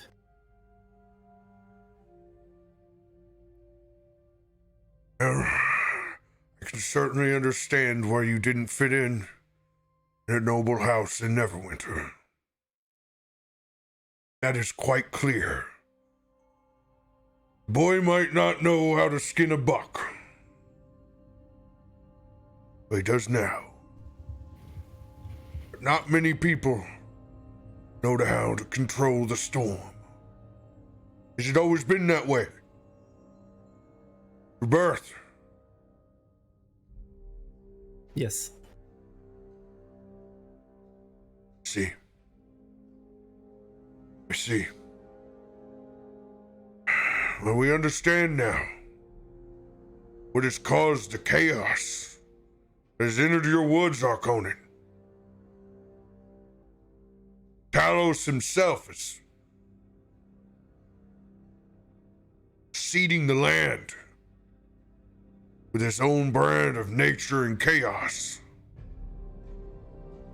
And just think, Tormund, here we thought we'd come to Phandalin to teach you how to be a proper adventurer. Welcome to the gods, boy. It's not just men and dragons that are here to fuck us. Tormund, already on bed at this point, is just going to raise up his hand. Don't forget, gotta take care of everybody in Phandalin. Those fucking taxes are going to kill him. Just drop his hand down and put his head back on the pillow. Came here for a reason. Let's fuck Talos up. Keep taxes low in Phandalin. Kind of nodding in and out of consciousness.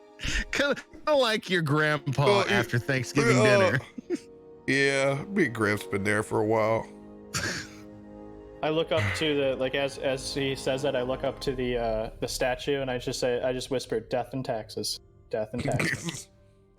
You're goddamn right. Arkonan. Yeah. Talos, the tax collector. Taxes just hit a little too close to home, chat.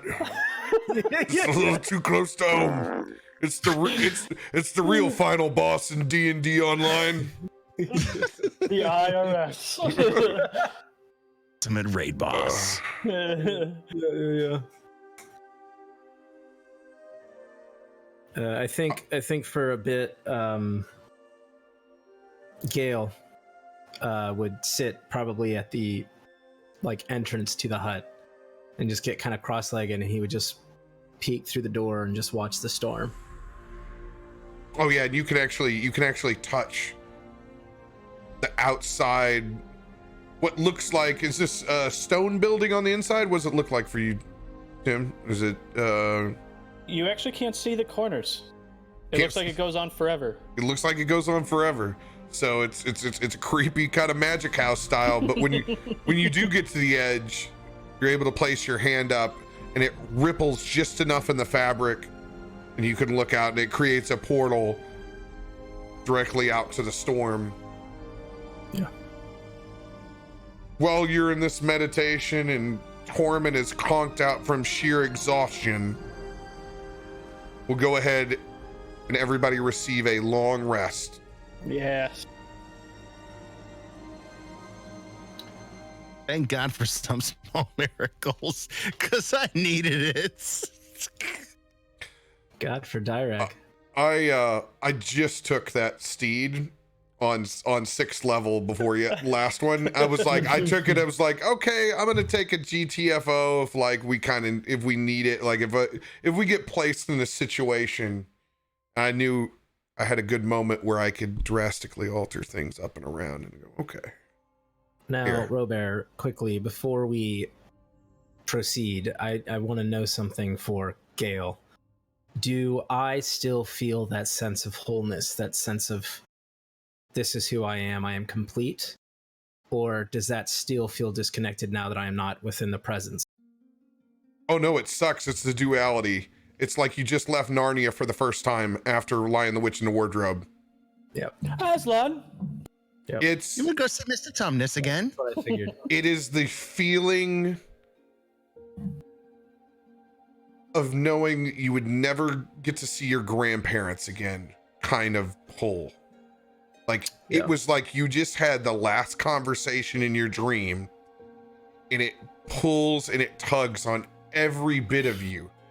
But at the same time, you understand the balance of that. You're not comfortable with the chaos. While parts of it feel like home, your piece of humanity is what made you regain life back on your table. Your concern and your worry for your friends. So yeah, it's a very much Great. a duality. That's what I figured.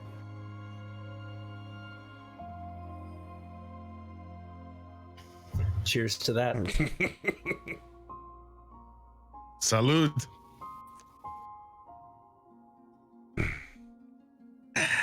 Storm raging on around us. Pell and Corwin actually are able to provide provisions from inside Arkonan's safe room. Each bottle elegantly engraved, and these are this old stone kind that you would find in Scandinavia that classically have held mead, and they just have the mark of the Raven Queen on the outside, and that's it. As it pours a very, very strong port wine. Oh yeah. As it's been placed out over a table, as everybody kind of comes to inside the room, it's kind of like a gothic prom. If you were to ever decorate this large stone table in the center of the room, black tablecloths,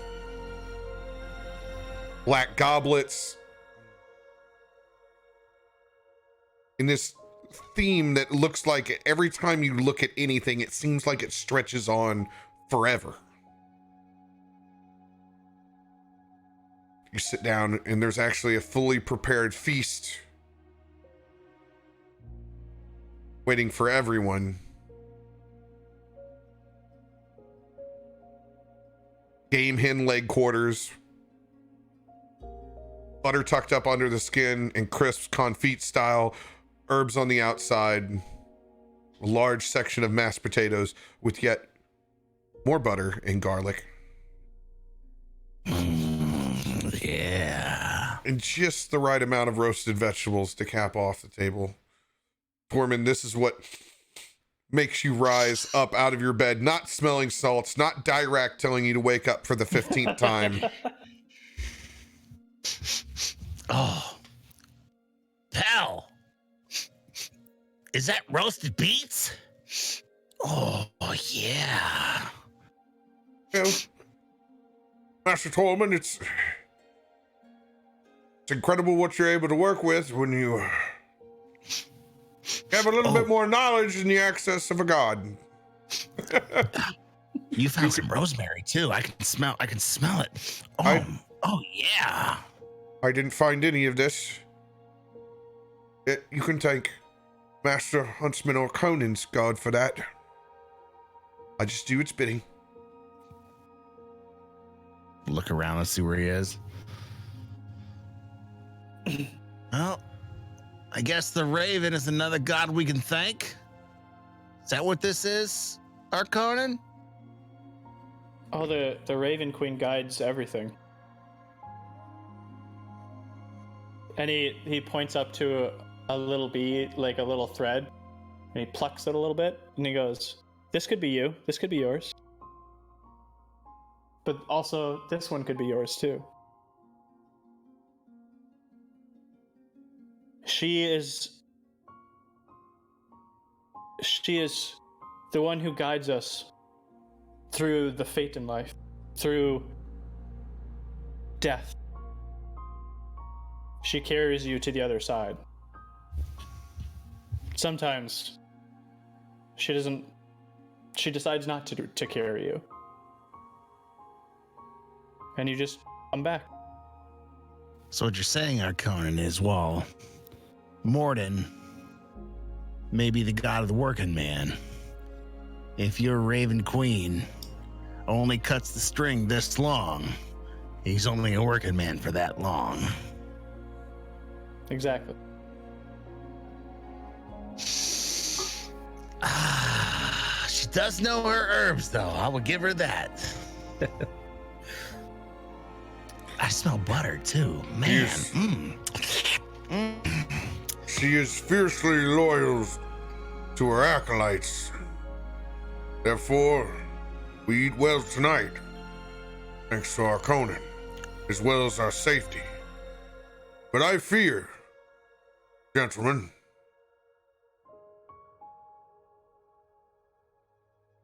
that our safety has been compromised.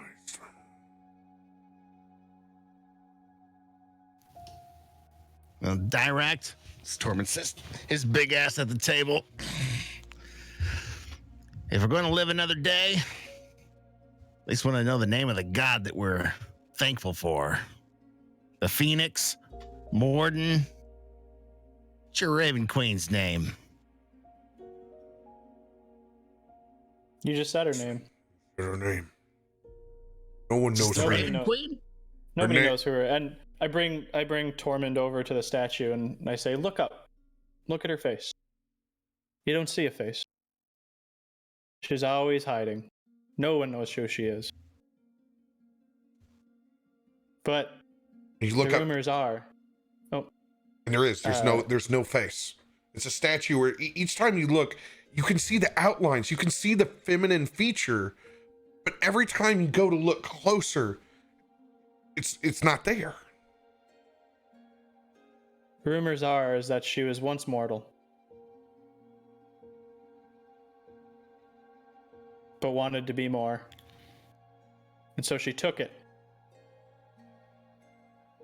And her penance was to look after everyone else. In the time of their passing, which is filled with the most fear, the most trepidation, and just ease them through it. See Tormund. Tormund's holding a cup in his hand. And he was about to drink it in toast. Instead, he leans over the edge of the goblet and whispers a word. Sets it at the foot of your deity. And then goes back to the table, finds another empty goblet, pours himself another cup, sits next to Dirakt. What were you saying? I found her in a moment of terror. What I can do is not wholly accepted in society. It brings about terror and fear, and it also brings about the abyss. And so I hide from the greatest terror, Orcus, under her cloak.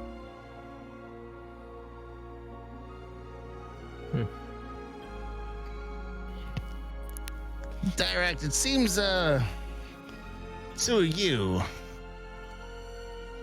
have very similar deities. We have different methods. We're trying to get to the same place. Queen. She shows her fey nature, how she operates. She purifies the souls that she touches by making them deal with their greatest fears and pains.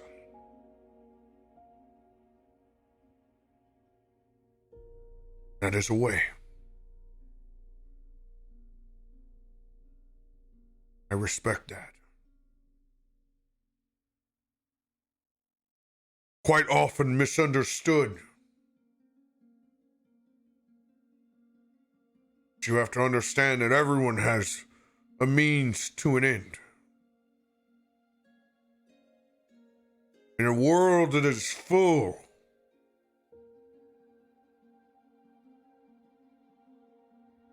people, humans,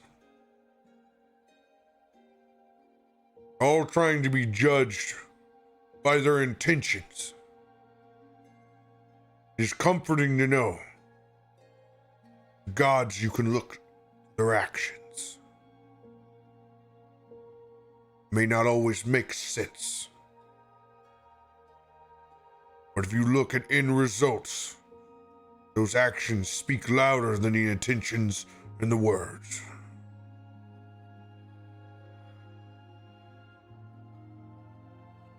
I'm pleased to be here.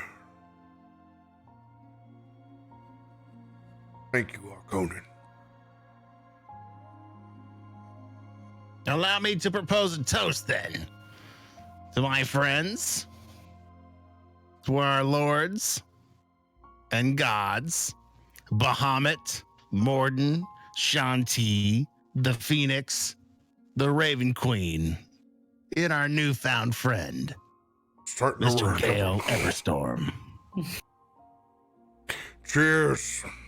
Cheers. Tormund's just gonna gulp that wine, pouring out of the corners of his mouth as he sips it down, true barbarian style. So as we're all cheersing, I believe 8 hours is up and the spell fades.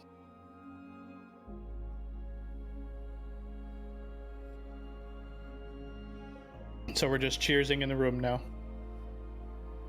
As we finished up our meal and it fades away and the table makes its way back into its wooden form that's in front of us. Storm's still raging outside.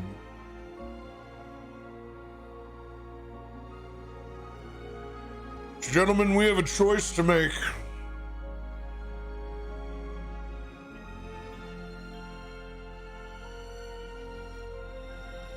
There's no doubt in my mind that there will be a force coming to Falcon Lodge.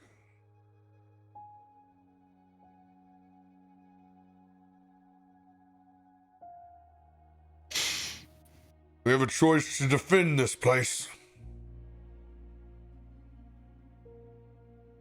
We have a choice to tuck tail and run.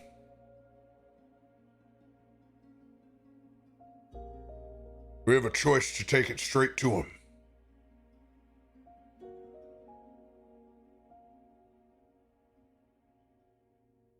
You are the young ones here. You're going to have to make that decision. I won't be able to make it for you. But we're going to have to do something. Because if we just stay in this room drinking wine, as much as I would love to,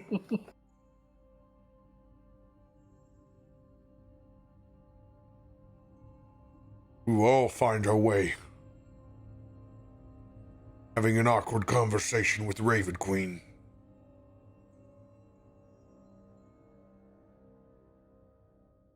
Tormund's gonna look at Gale.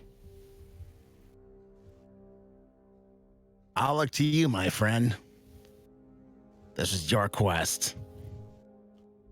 What do you feel like? Run, fortify, or take the fight to them?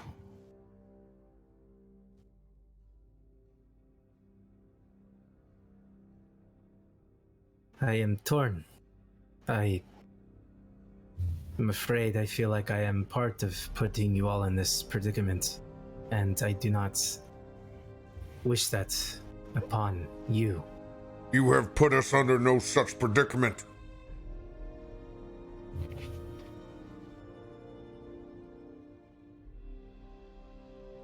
No way of knowing of how that happened, how it went down. You were just trying to save our ass. You're doing a damn good job of it.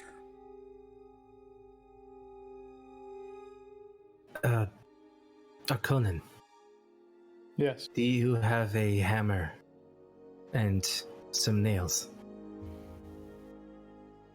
It's a big place, I'm sure we do, for probably, in the shed for repairs. I'll get them immediately. Thank you, pal. Thank you. I think part of this decision lies with Arkonan, as this is currently his lodge. But both the creatures as well as the Stormlord came from a specific location, and I feel like defending here may have some advantages, but in order to really quell the storm, perhaps we need to go to the source and find out what is fueling this. Obviously, the Stormlord, but a way to stop him, to quell the storm here. I am supposed to be something for him. I do not know, but I choose not to embrace the chaos. I wish to quell the storm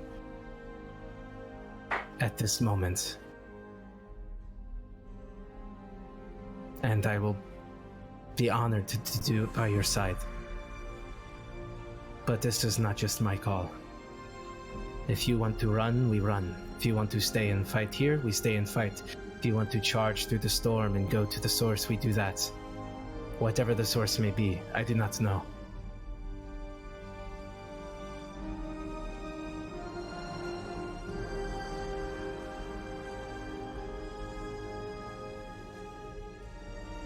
Well said.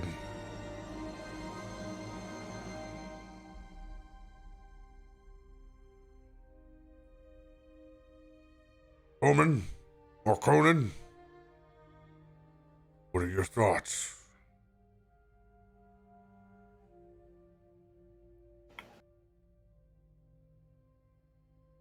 I think we've seen the enemy. We know what we're dealing with now. We've seen where it's coming from. We have more information than we did yesterday.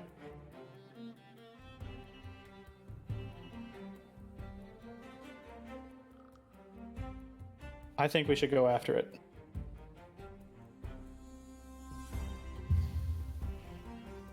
If we choose to go forward immediately, there's no doubt in my mind that this place will be razed.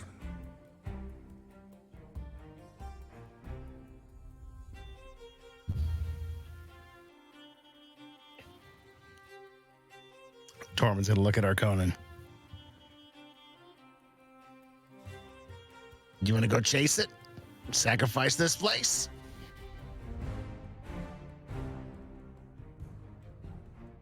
Kind of looks around, and he looks at Elle and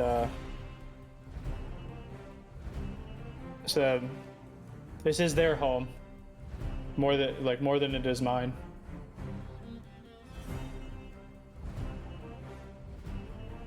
If it were up to me, I'd say yes. Because all sitting here will do is delay the inevitable anyways. The thread is going to get snipped at some point. Might I offer a secondary solution to that problem? Pell, do you have that hammer and nails? He's been holding it next to you the other time. He's just like... I just didn't want to interrupt. I pull from my pouch a very, very large sack of, and I hand it to Pell. You and... What was your name again, bartender? I forget, I'm sorry. Corwin, and I don't remember my accent either, Gail. This is what it's gonna be. You're right, I apologize. But I think that where we are going, you cannot join. So I think instead of wondering what might happen here, you take this money and you start a new lodge, perhaps for my friend Dirakt here. You can call it the Phoenix Lodge, somewhere else in the forest, and start anew. And if, by the grace of whatever gods are watching over us, we come back, perhaps that could be a more fruitful and bountiful journey. But there is one thing I must do here first. And Gale will rise up, and where the two spots were that Arkonan had laid out in front that were empty, that were originally supposed to be for his first kill, obviously not panning out quite as he was hoping for. He takes off this fancy jacket that he has, something that was symbolic of his previous former self, of this Underwood name, and he takes it and he hammers it into one of the spots. And then on the nail, he takes the other earring, the one that, and he hooks it to the nail. And then as he's floating there, and he turns and he looks down at everyone, and he just says, "This may be the greatest beast that I have slain. And I have you to thank for that." And then he just glides down and joins you all on the floor. Dirakt's just got a big smile on his face. Tormund's gonna be a shit and act like he had something to take a picture with it. It's gonna kind of frame it up in his fingers. That's goddamn beautiful right there. A 20-point buck didn't have shit on that one right there, did it, Gale? Well, it is definitely no quail. Fuck the quail. Fuck the boar. Let's go see Talos. Consider that my down payment, Arkonan, on an investment, a future investment too, on the brand new Phoenix Lodge. Shall you have me? Of course. I don't want to just seek for power over here, but fuck the Falcon Lodge too while we're at it. I don't intend to stay here any longer than I need to. I think we taught Pell sufficient enough skills where we can make by on our own for a while. Maybe the band will get back together again someday, eh?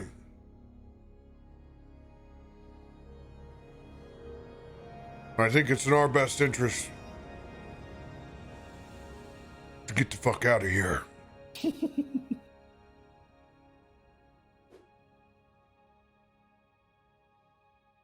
Tormund's just gonna hold up a hand.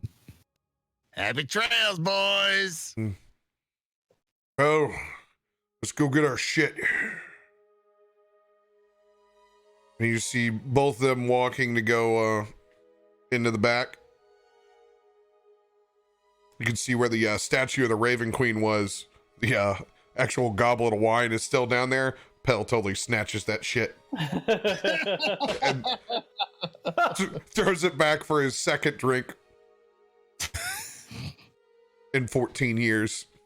That's good. That's symbolic as all fuck right there. Consider what I whispered over it.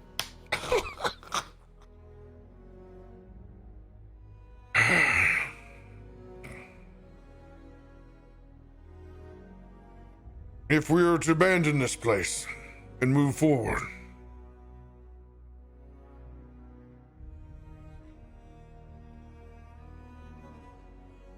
maybe you think we should send a message to an old friend.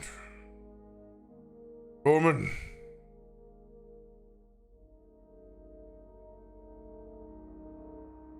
Maybe a couple of old friends.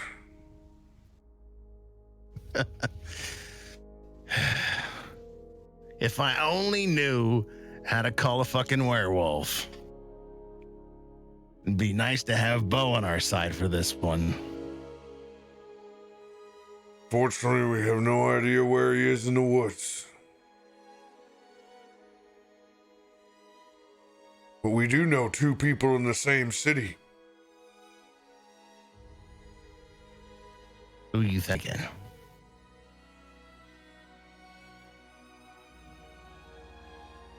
My calculations are right. Moonspell and Barley should both be in Neverwinter.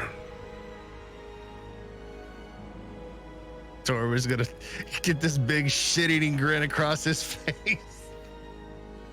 He's gonna grab his tankard. He's gonna look into it and yell,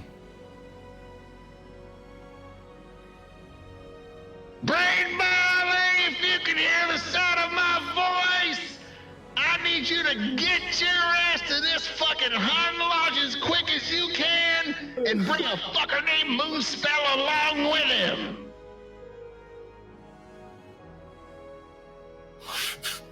I don't know if that worked, but he's been known to eavesdrop on me before. As you look down into your beverage,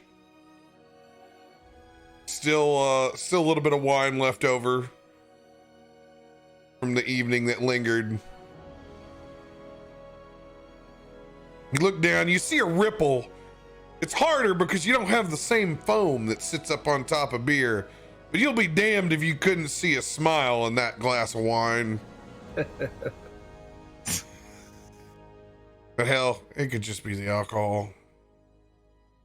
Tormund's gonna take it out of the wine goblet, dump it in Braden's tankard, swirl it around. I hope you heard that. And just knock it back. God hunting. It's new territory for me, Dirakt. Be lying if I wouldn't tell you I'm shitting my pants right now, but again, you probably already seen me shit my pants before. Well, he actually told me about it, remember? Oh, he loves to tell that story. 90% of adventuring is shitting your pants. You know what, Conan? That is good knowledge. Go ahead and roll a perception check, Tormund. Nat 20! Nat 20? Let's go. Number 2 for the night. Yeah. In the perfectly fitting time, like your ears were burning, right along with a Nelstar host.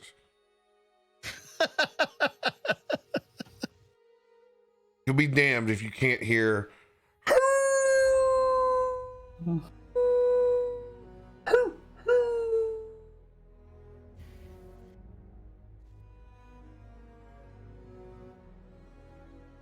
the howl of that wolf in the distance, and it makes you think, damn, maybe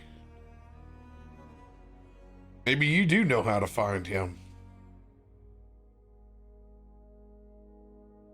Tormund's gonna lean his head out the door, think a bow, and try and howl.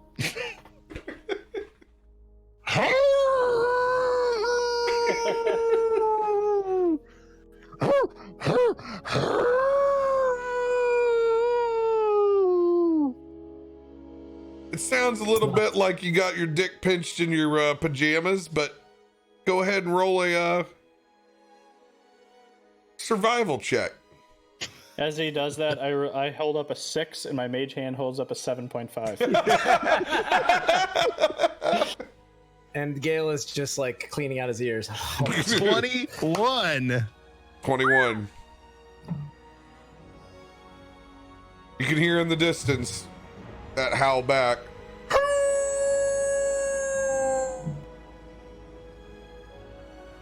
As it calls back.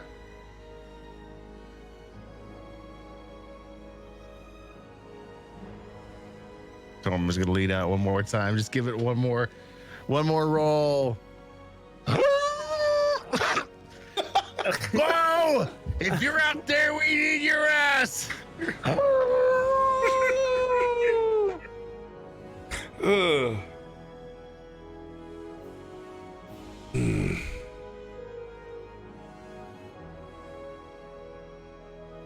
You let it eat.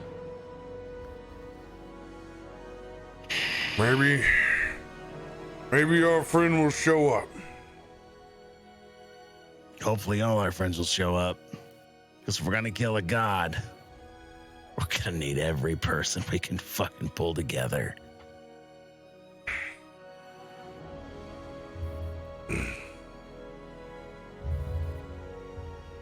Yeah, we will. You know what else we're gonna need, woman?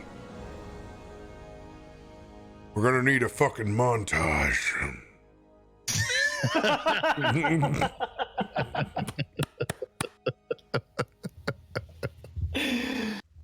I need everyone. I need everyone to come up right now, somehow with a preparation during this storm while it's still going on. Something that you feel could prepare yourself or the group for going into the woodland manse. Tormund's running around the fucking hunting shack looking for pieces of armor to fucking clamber together for Gale. And he's running around grabbing suits of armor and pulling shit would normally be used for paladins and warriors. Just trying to fit it on him and just find something to help increase his resistance on some of these hits he's taken. I saw you take that hit from that boar. We need to make sure you do a little bit better this next time. I don't think that this works for me very well. And we'll find something. We just got to put enough pieces together. We'll get you something. Well, the good thing about being a part of the storm is I'm a bit privy to it. I am resistant to the elements that the storm provides. Now, a boar shoving his horn in my chest, well, there's nothing for that, but I can withstand the storm. And I think that is an advantage. So this time I'm going to get behind you. Prefer not. Leather armor. That's what we need. Leather armor. Tormund's going to go scampering around the hunting lodge again. So I'll spend 10 minutes with Pell and Corwin, but everybody else can overhear this. And during that time, I'm going to tell them, basically to find a lodge and find somewhere to go and cast Phantom Steed. And I tell Pell to close his eyes when I cast it. And I guide him. I say it now. When you open your eyes, it's not going to look pretty. but don't be afraid. It's okay. But this is what happens. And when Pell opens his eyes, he sees what basically looks like a rotten horse. Like there's patches of flesh missing. You can see the bones. It looks like something that like Pestilence rides in. And but it's like a big war horse, and it looks like it's got stab wounds and everything in it. And I say, now you have this for an hour. Go as far in that direction as you can. And I point the opposite direction of where we're headed, the grotto or whatever, the manse. Yeah, you point him in the direction of Phandalin. And I spend this time bolstering them up, and so everyone in the area also gets Inspiring Leader. So everyone in the area gets 8 temporary hit points. Woo! And I think that's all it does. That'll come in handy. Yep. Yeah, 8 temporary hit points from Inspiring Leader.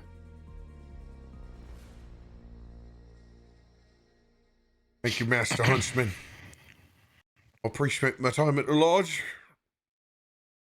Appreciate you always keeping me around in the job, even when we didn't have a lot. We sit there sucking on potato stew. I'll be thinking about you. He comes and gives you a big wrap up around your hips.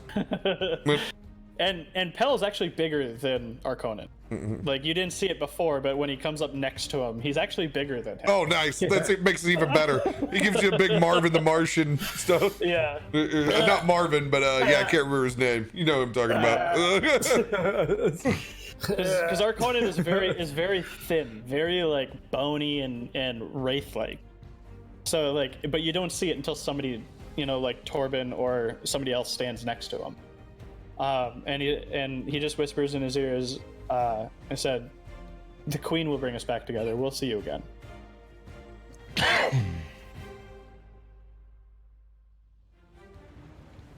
I look forward to that day. I'll be honest, it's been a real good time. But I hope I never see your face again, Master Huntsman. Because that means wherever I'm at is truly gone to shit. And if I do, I hope you're on the winning side of that shithole.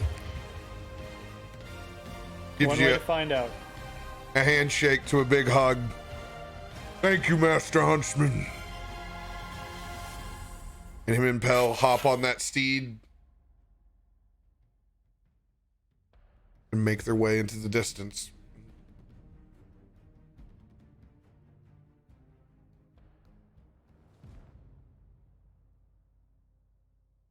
So are we waiting for friends, or are we heading out now? Well, I had one thing I wanted to see, and this is more of a flavor thing that probably could wait until said future episode, but we have oh montage. no, we have montage. Yeah, we this is montage. We got So montage time, dude. We got montage time. This is stretching it, and if you say no, it's totally fine. But knowing that we are going into the storm, Gale is going to he's going to actually walk outside a bit into the storm, and he's going to just close his eyes, and he's going to dwell on that, and he's going to focus on his innate spell casting and what he can do, and you're going to see those brief moments of that electrical energy kind of surround him as he's outside, and he's just going to be muttering, and at first it's going to be him, and he's going to be speaking, and then it's going to get into this deep, guttural, primordial,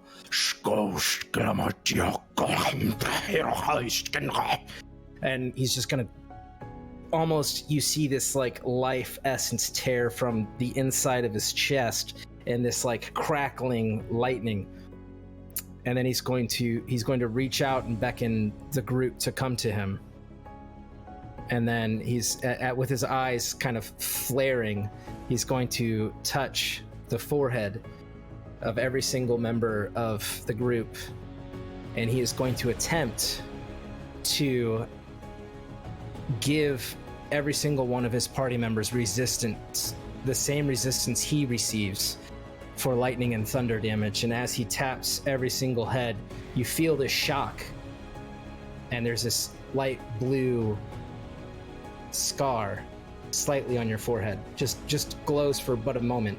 He's going to attempt to give part of his essence, part of his storm to those around him. So, I will let you do this with your hero point. And what I will do is I'm going to split your resistance. And when you do that, everyone's going to be able to take quarter damage. Cool. Sounds good.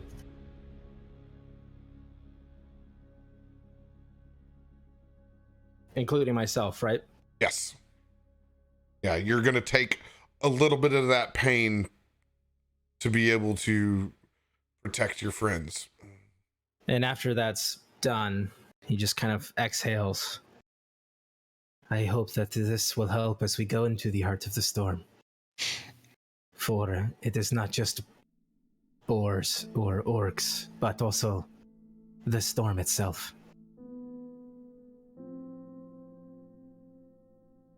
Gale.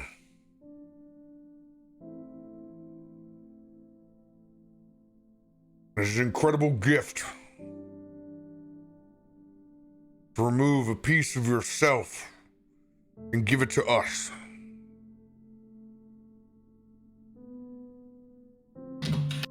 For your body to take on the pain, for you to feel something you normally don't have to feel. Thank you. This may, in fact, save our lives later. At the risk of your own.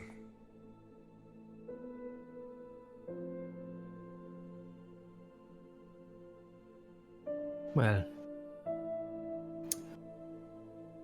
I look forward to, if that is my calling, the Raven Queen's embrace, and also that of my future, where I get to see my friends.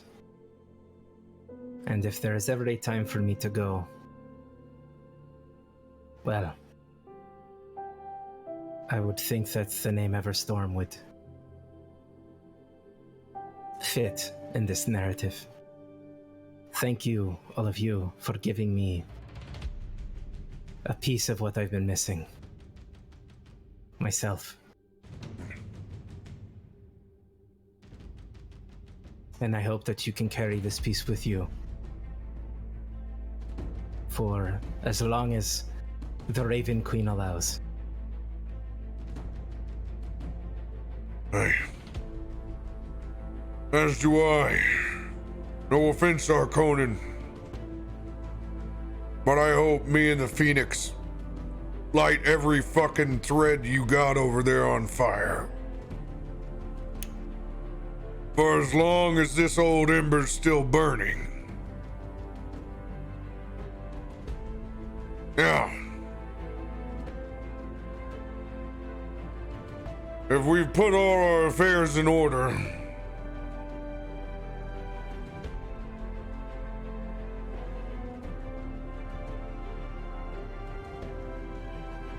let's rig this place up, shall we?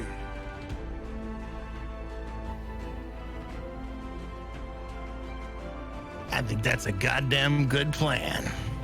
And then we'll go get Gale's head, even if it's a fucking god's.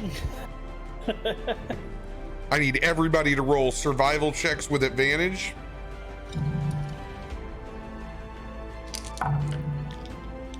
Mm. 22. 22. Come up with a one epic booby trap that you're placing inside the lodge with materials inside your own brain. Tormund. All right. 22. 22. Come up with another epic way in your brain of how you're setting up a trap for the incoming hordes. Gale. 9. Come up with the best Rube Goldberg machine you could possibly think of that you hope is going to work against these shitheads when they storm the gates. I will also roll with advantage. 18. I'll take it. All right. Arkonan. If So you're ready. I'm going- If not, we can pass around. No, I got it. So I'm going to take a piece of fine silk thread, basically very much like what you saw in the hut, and kind of just start stringing it across random places, and I'll point it out to everybody and show them. And what this is going to do is it's going to set off 2 different spells. It's going to set off Delayed Blast Fireball, and it's also going to set off Skywrite. So that the fireball will go off, and then in the sky, it's going to write a message to us that we can see. Awesome. Fucking awesome. Pretty fucking dope. That's fucking awesome. I'll come up with a saying and figure it out from there. Tormund's was definitely more rudimentary than that. Not a spellcaster. You're much more like a hot oil over the castle walls kind of guy. Actually, it's not far from it. So Tormund went down into the cellar and found some real high proof hooch, and then all the armor pieces that he was running around finding to try and put on Gale, he has built like this armor ball around the fucking hooch barrel, and then he's got a long javelin that sticks out of the front of it, with a piece of flint on the back of it. And he's got it wired up in the rafters so that when someone walks into the hallway, it swings down and it spears the first guy. And as it does that, it rams the spear into the barrel with the flint and lights it on fire and turns it into a giant fire with the armor and just metal shrapnel flying everywhere. I love it. I love it. True barbarian fucking crap. Metal Shards and hooch, bro. If you have yours, Gale, you can share. Yeah, with my super high roll. I think what he's going to do is he's going to look for every single piece of metallic anything that he can find. And he is going to place that kind of in the entranceway, like as they're coming across, as like this big conductor. Because as the storm's going, he remembers that not every creature was resistant. There was only the one that was bestowed the gift, or whatever you want to call it. So they took damage. They got fucking hurt by his spells. So he's this is a good medium of like, didn't do super well with, but like, you know, he's gonna basically that bridge that, you know, you have to walk across. It's just gonna be a conductor. Well done. If the lightning hits in the right spots. Yep. Well done. That's what he's gonna do.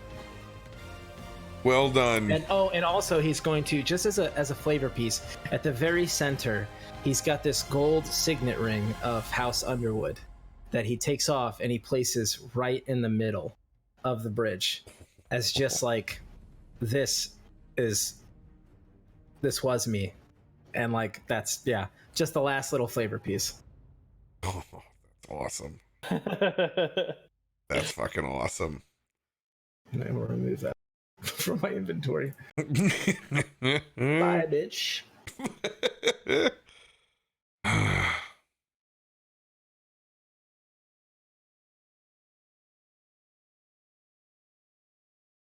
Direkt's gonna kind of look around.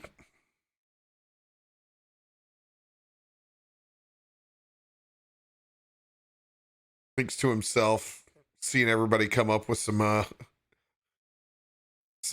truly impressive fortifications.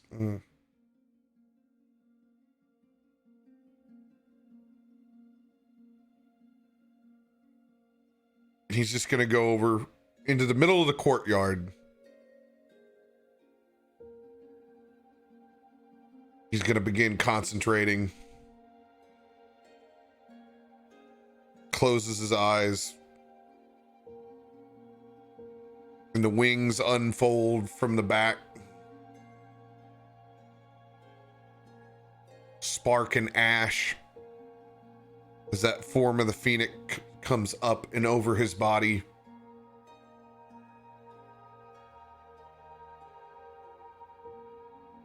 As it does, it moves forward. You can see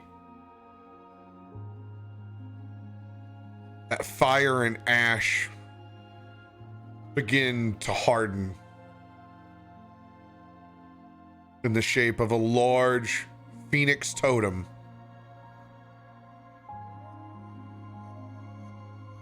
Muran Dong Shala. Meropi. As Dirakt says a prayer and blesses this large form totem, of which Tormund you see for the second time in your life, as he made a headstone for one of the dwarves outside of the mine in a similar fashion.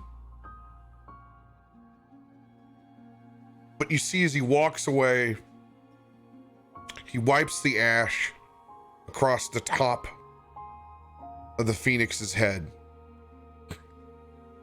And you can just see as that mark on the ash, it comes up in a symbol and it glows for a minute. And then it fades back into that granite-like structure.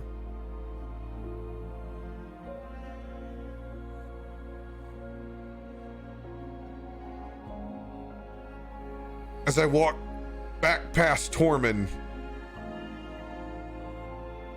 I can see your face, inquisitive in nature. What do we bury here?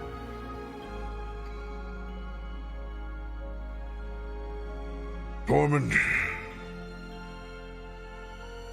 We're not burying anyone this time. We're gonna resurrect someone here.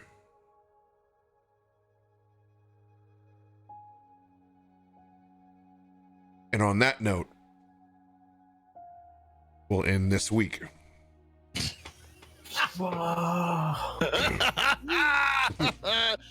Direkt mystical creatures. Oh, son of a bitch.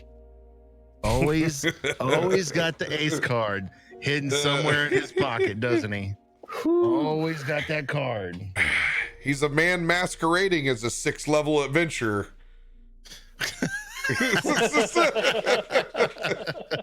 That tracks. That tracks. Oh, Tormund, if you only knew the shit that I could do. I gotta let you learn those life lessons. I can't just take over. They don't even let you do that in modern video games. Yes. Fuck, dude. Honestly, out of all this tonight, I was expecting to go down in the forest, not carrying fucking Gale's body inside. No. Literally, as soon as you said take 18 points lightning damage, I'm like, oh fuck, that's everything I've got left. It was for real, I didn't expect dude. any of that.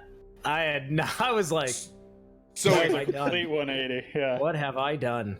fun riff, because I knew that you'd taken Stormlord, but none of that, by the way, was written out. I did not know his name. We did not collaborate on that one bit. It just worked. It just landed. I chose Storm Sorcerer. I just he was literally was like, hey, here's your 2 parameters I want, right? Some sort of spellcaster and nobility.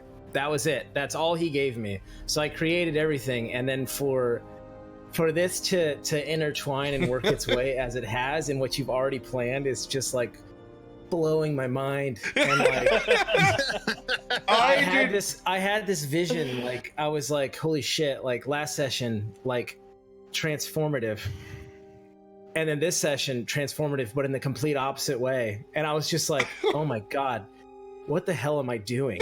Who am I? Like, what am I gonna do? And I'm like, that's a lot to pack in 2 episodes with a lot of character between both of you. And you guys did excellent.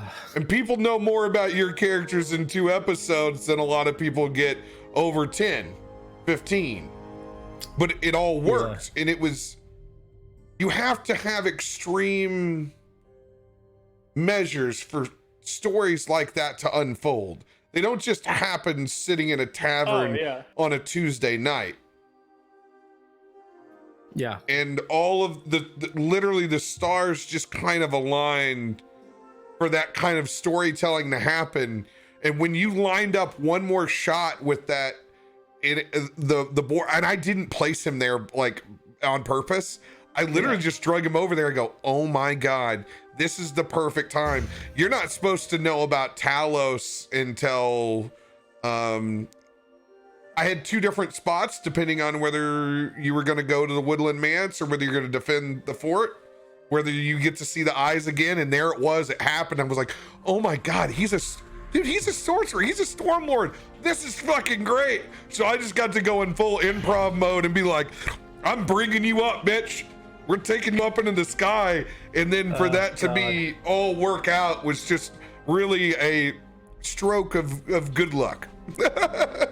Yeah, I don't even know what to, like, I'm still processing. Like, I'm just like, man, like, it was just so beautiful the way it all worked out. And like, you actually rolled. You had to get a 15.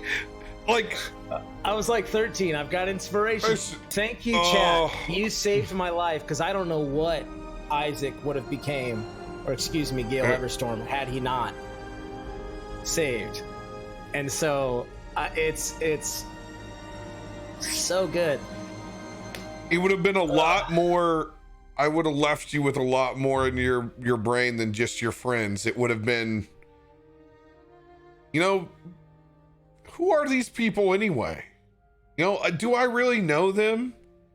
Okay, we got drunk the other night. Do I? Yeah, you know what? I've done that my whole life and thought I've had friends. So it would have went, you would have come back down, but there would have been this way more, the seeds of doubt would have been planted. You would have had to struggle to get back to that point. And there would have been consequences with that mental struggle, but you being able to break out of it, you were resolute and you understood, no, this is real. Yeah, and I had literally, as I was sitting there and I'm like, okay, what name do I choose? Like, what is my name?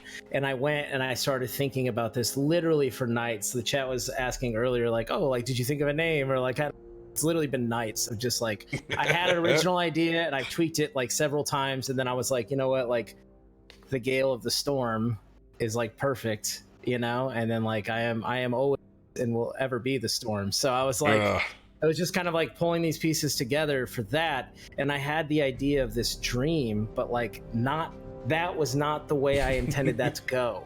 You know? You made a great audible with seeing the storm and the man in his eye. Like, you riffed on it fucking perfectly, dude.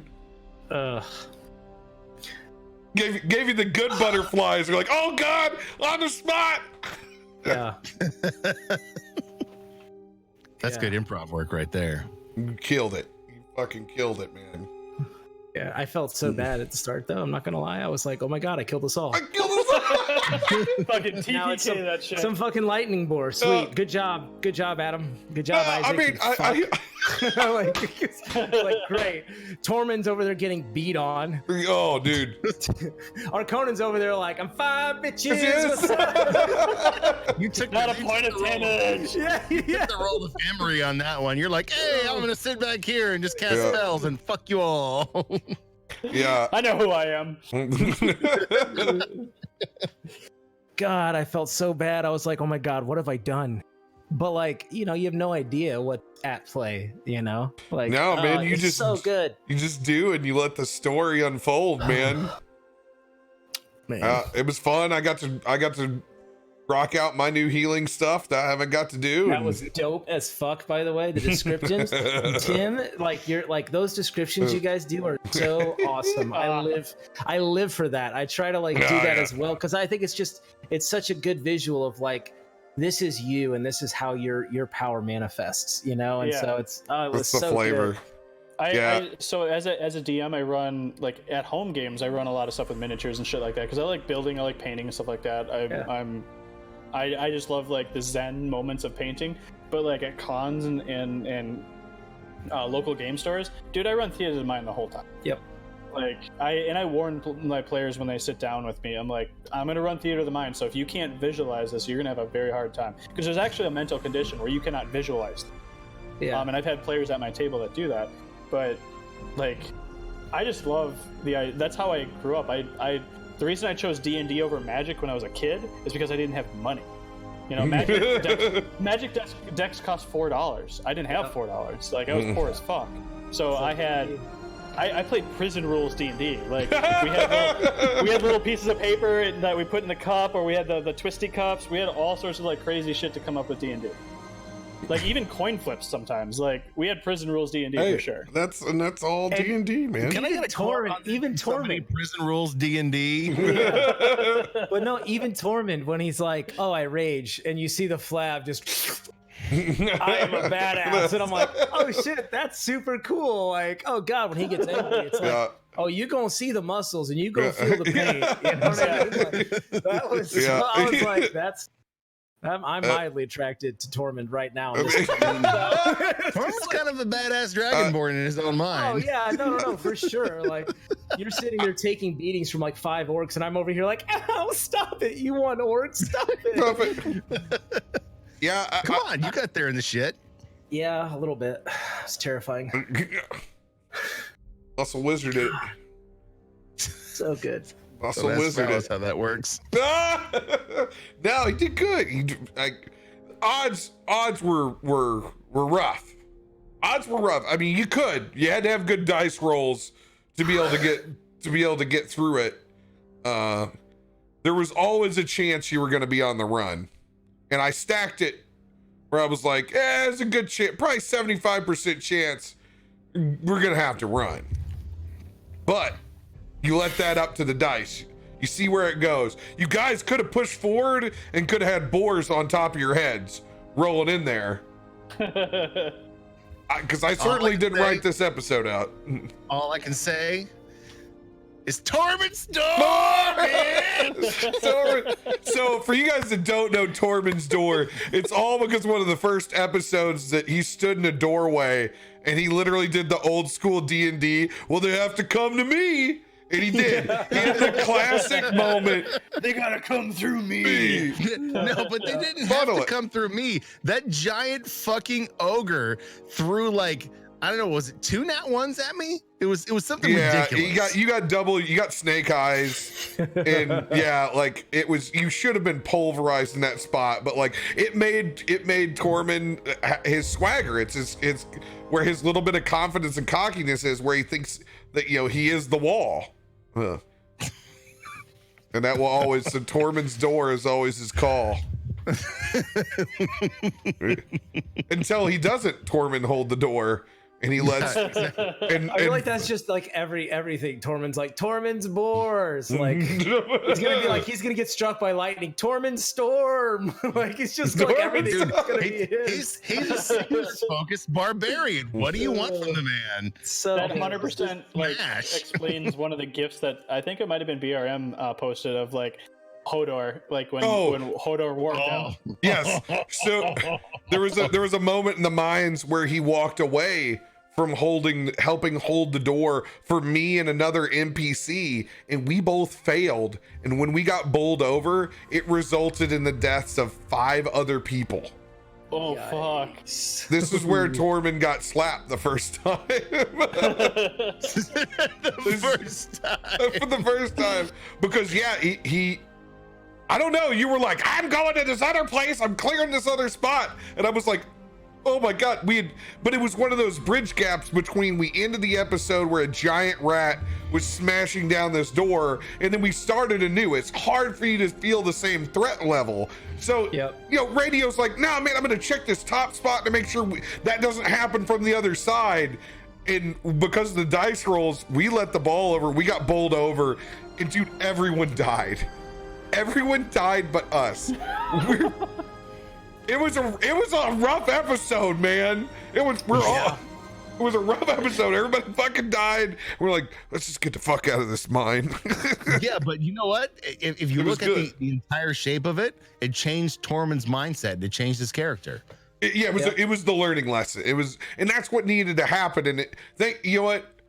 As you always do in D&D, you're like, man, I'm just glad I didn't know that dude's backstory that died. That would have been. That would have cut way deeper. Oh, wait. You mean like you didn't saving spells with the fucking ogre children? I'm glad I didn't become emotionally invested in this character. I had them encounter. And the other. So true. I had them in the other campaign. They encountered some ogres having some sex in a mud pit. And after they slaughtered them, I had them find pictures of their kids next to them, and like I had the 4-leaf clover like style inside the Bible with it, and like we got real sauced up on that. We're having a good time. So I kept improvising this backstory of this ogre family in the meadow, and let's fucking go. Sometimes mom and dad want to have some alone time. When they do, they go into the mud pits in a cave and rut a little bit. Our adventurers just happened to find that rut pit. They shouldn't have been rutting around with the Goblin King. That was their mistake. Dear Lord. Great session. I hope you guys are available next Thursday. Oh, absolutely. No, I'm not essential. I'm not essential. No, this is just your story, asshole. I can just NPC the shit out of it. The good news is when we started, we didn't have a pandemic. Now we do. So we don't really have any other place to go. I am all yours for as long as you'll have me. Hell yeah, dude. I love it. We'll see who we get to conjure up for next week. It's not like I'm gonna go anywhere. I can't. But no, for real, I am available to you whenever. So I am 100% down. I was wondering at the start of this episode, I'm like, man, is this gonna be like? Is this it? Yeah. Is this how is this gonna go? Like, I better make this fucking impact. I thought, like, I was ready to fucking fall on that grenade. Like, seriously, I was like, if this is this is the last episode, dude, I'm gonna fucking be like, peace out, bitches. I thought I died. When lightning hit me, I was like, all right. That's what I was like. I was like having it. I was having that existential struggle of like, do I like roll the deck save or do I counterspell? Like, because as a DM, I'm like, you get one or the other. Like that's what my brain said. My DM brain was like, you get one or the other, and I was like, dude, I'm gonna fucking try. I'm gonna try. That was sick. Oh yeah, that's what it was. Good. I was risk or reward. That was it. Yeah. Like, you were gonna get blasted, and I mean, we could snatch your body, but maybe you're dead in the grasp and we're in the storm, and then we have a new dynamic of like, okay, you're unconscious in the claw. It's not necessarily over, but now we have new choices to make, and I thought that was wonderful. I'm glad. I hope you enjoyed how we do counterspell. I like the we do it because we want a little bit more drama than just level versus level. It does. It's a dynamic roll off, and when you beat the opposition, you feel like you have counterspell. I was, dude. I've never been so fucking scared. I've been on 2-2 death saves, and I've never been so fucking scared in my life. Oh, that was awesome! Great moment. Another great visual moment. I like the visual too. Like that's why, like I didn't mean to take over your DM style, but like the visual of like we're all toasting up, we're all raised, and then the spell fades, like, and we're just stuck in a room. Like, I just saw that in my head while we were describing it, and I was like, I have to say that shit. Dude, do it always. I love, like, it's a group storytelling. Like I love that. It sometimes it takes people like you play long enough, and me, like you know you can totally do that at my table. Like that's just I'm a very like growing visual it. person in my brain. Like so I see scenes as they're happening. Like same thing when I read a book. I see the scene as it's playing out, and I'll see the next part of the scene before I read the paragraph. So like that was the thing I was doing when you were describing like everybody's raising their toast, or I was like, boom, I have it. Speaking of toast, can we raise a toast to Pell, whose second drink was was an offering to the Raven Queen for his mother? Yeah. I was like, oh, what glass is left around? I'm like, oh, that little fucker's gonna reach down. Just gonna Taking Ciara's wine glass. So as like it's funny because as a dude that like went through the program when I was younger, like I and obviously later in life learned the fact that I can have like a drink and be control fine. It. Yeah. Balance and control. Like I appreciated that little moment of like, fuck it, 14 years, man. Up and at 'em. Yeah. I didn't want him to do like the normal, like, okay, well, my life is over. Because he gained too much from the weekend for his life to be over because he broke it. It was more like, holy shit, my life is changing, and like it's okay, it's okay, and it's like he did it, and then it was the two biggest moments of his life for years that just happened. All of a sudden, great purpose. I can relate, pal. Okay, I can relate. Your boy just gave his entire wealth to him and said, "Go start something new." Like Corwin was like, "Give it up, bitch! I'm out of here." I had to have that levity of like, "Fuck yeah, I'm out of here." I'm working for $12 an hour, and I don't even have any benefits over here. Dude, he's fucking out, dude. He's every bartender you've ever had at any big city that's like, fuck yeah, I'm just trying to get the fuck out of here. I am once again asking you for a new lodge. A new lodge here. This is the bartender that said they've been trying to get in med school for 26 years. Corwin's no joke. Like he's gonna take your money. He's gonna be thankful, but he's also has no ifs, ands, buts about it. He's getting the fuck out of town. He knows his place, And I can't wait for the time whenever you get to run into them again, some point in time down the road, whatever they've concocted. Whatever campaign it happens in. Oh yeah. They're another piece to the universe somewhere. I think the only other thing that I really, because I know we don't want to take up too much time, but one of the things I really wanted to talk about was like, and I surprised myself a little bit in this, but like us deciding to go to the storm, like go there, like, because in my mind, like with everything that's going on, it's like that's the only true way to quell the storm is to go into the heart and find out what's there. We could hold up here and defend, but then what's not to cause another wave, another monsoon, another whatever, right? So it's like that's a war. So to me, I'm like, well, we got to go there, and like I was like debating like would Gale push that forward, but I think he kind of would, because he's like, no, I know what the chaos is, and I've felt that, and it's not good. Yeah. Like part of it's good. There's a part of it that's like, okay, but that's why he was like, I think we need to go there, and we need to. Everything that's been happening has been coming from that location. That's the source of whatever's going on, and the only way to stop it is to go to the source and figure out what the fuck is going on. And that's why in his mind. I talked about the inevitability like a little bit. You riffed off of that. Well, I just touched on it, like the inevitability of it, and it's basically like what's going to happen. Like because I'm a follower of the Raven Queen. Like what's going to happen is always inevitable. You have no control over the end, but you have a control over the journey of your thread, and that's what I love about like worshiping the Raven Queen. Overall, is like you have zero control over when the thread is going to be snipped. And it's kind of like the same thing with the three fates in Greek mythology. You have no control over the snip of the thread, but you have control over the entire length of that thread and how you pluck it. Where you go with it. Yep. And that's why I was like, nope, we got to do it. We got to go. because this place is destroyed no matter what. We can either wait and have it be destroyed, or we can just venture out. Yeah, and you guys did that well, and it was your choice. If you guys had gotten emotional about, like, you know what, we don't want Pell and Corwin to be out of work, and you know, we want them to have a place on this planet that they can go. Well, it galvanizes in a certain direction. It gives you a reason, because you know it's going to be hell. Mm-hmm. You know it's going to be hell. No matter what, you know this place is, it's going to be in a bad way, but you know, maybe you emotionally feel for them. Maybe you make that decision. You go, you know what? Not only am I'm going to do this, I'm going to save this fucking lodge, and then I'm going to go take it to Storm.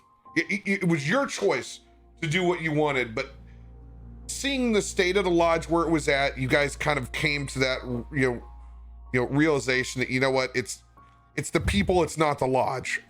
Yeah. And we can build a new lodge, but we can't make us whole again. So let's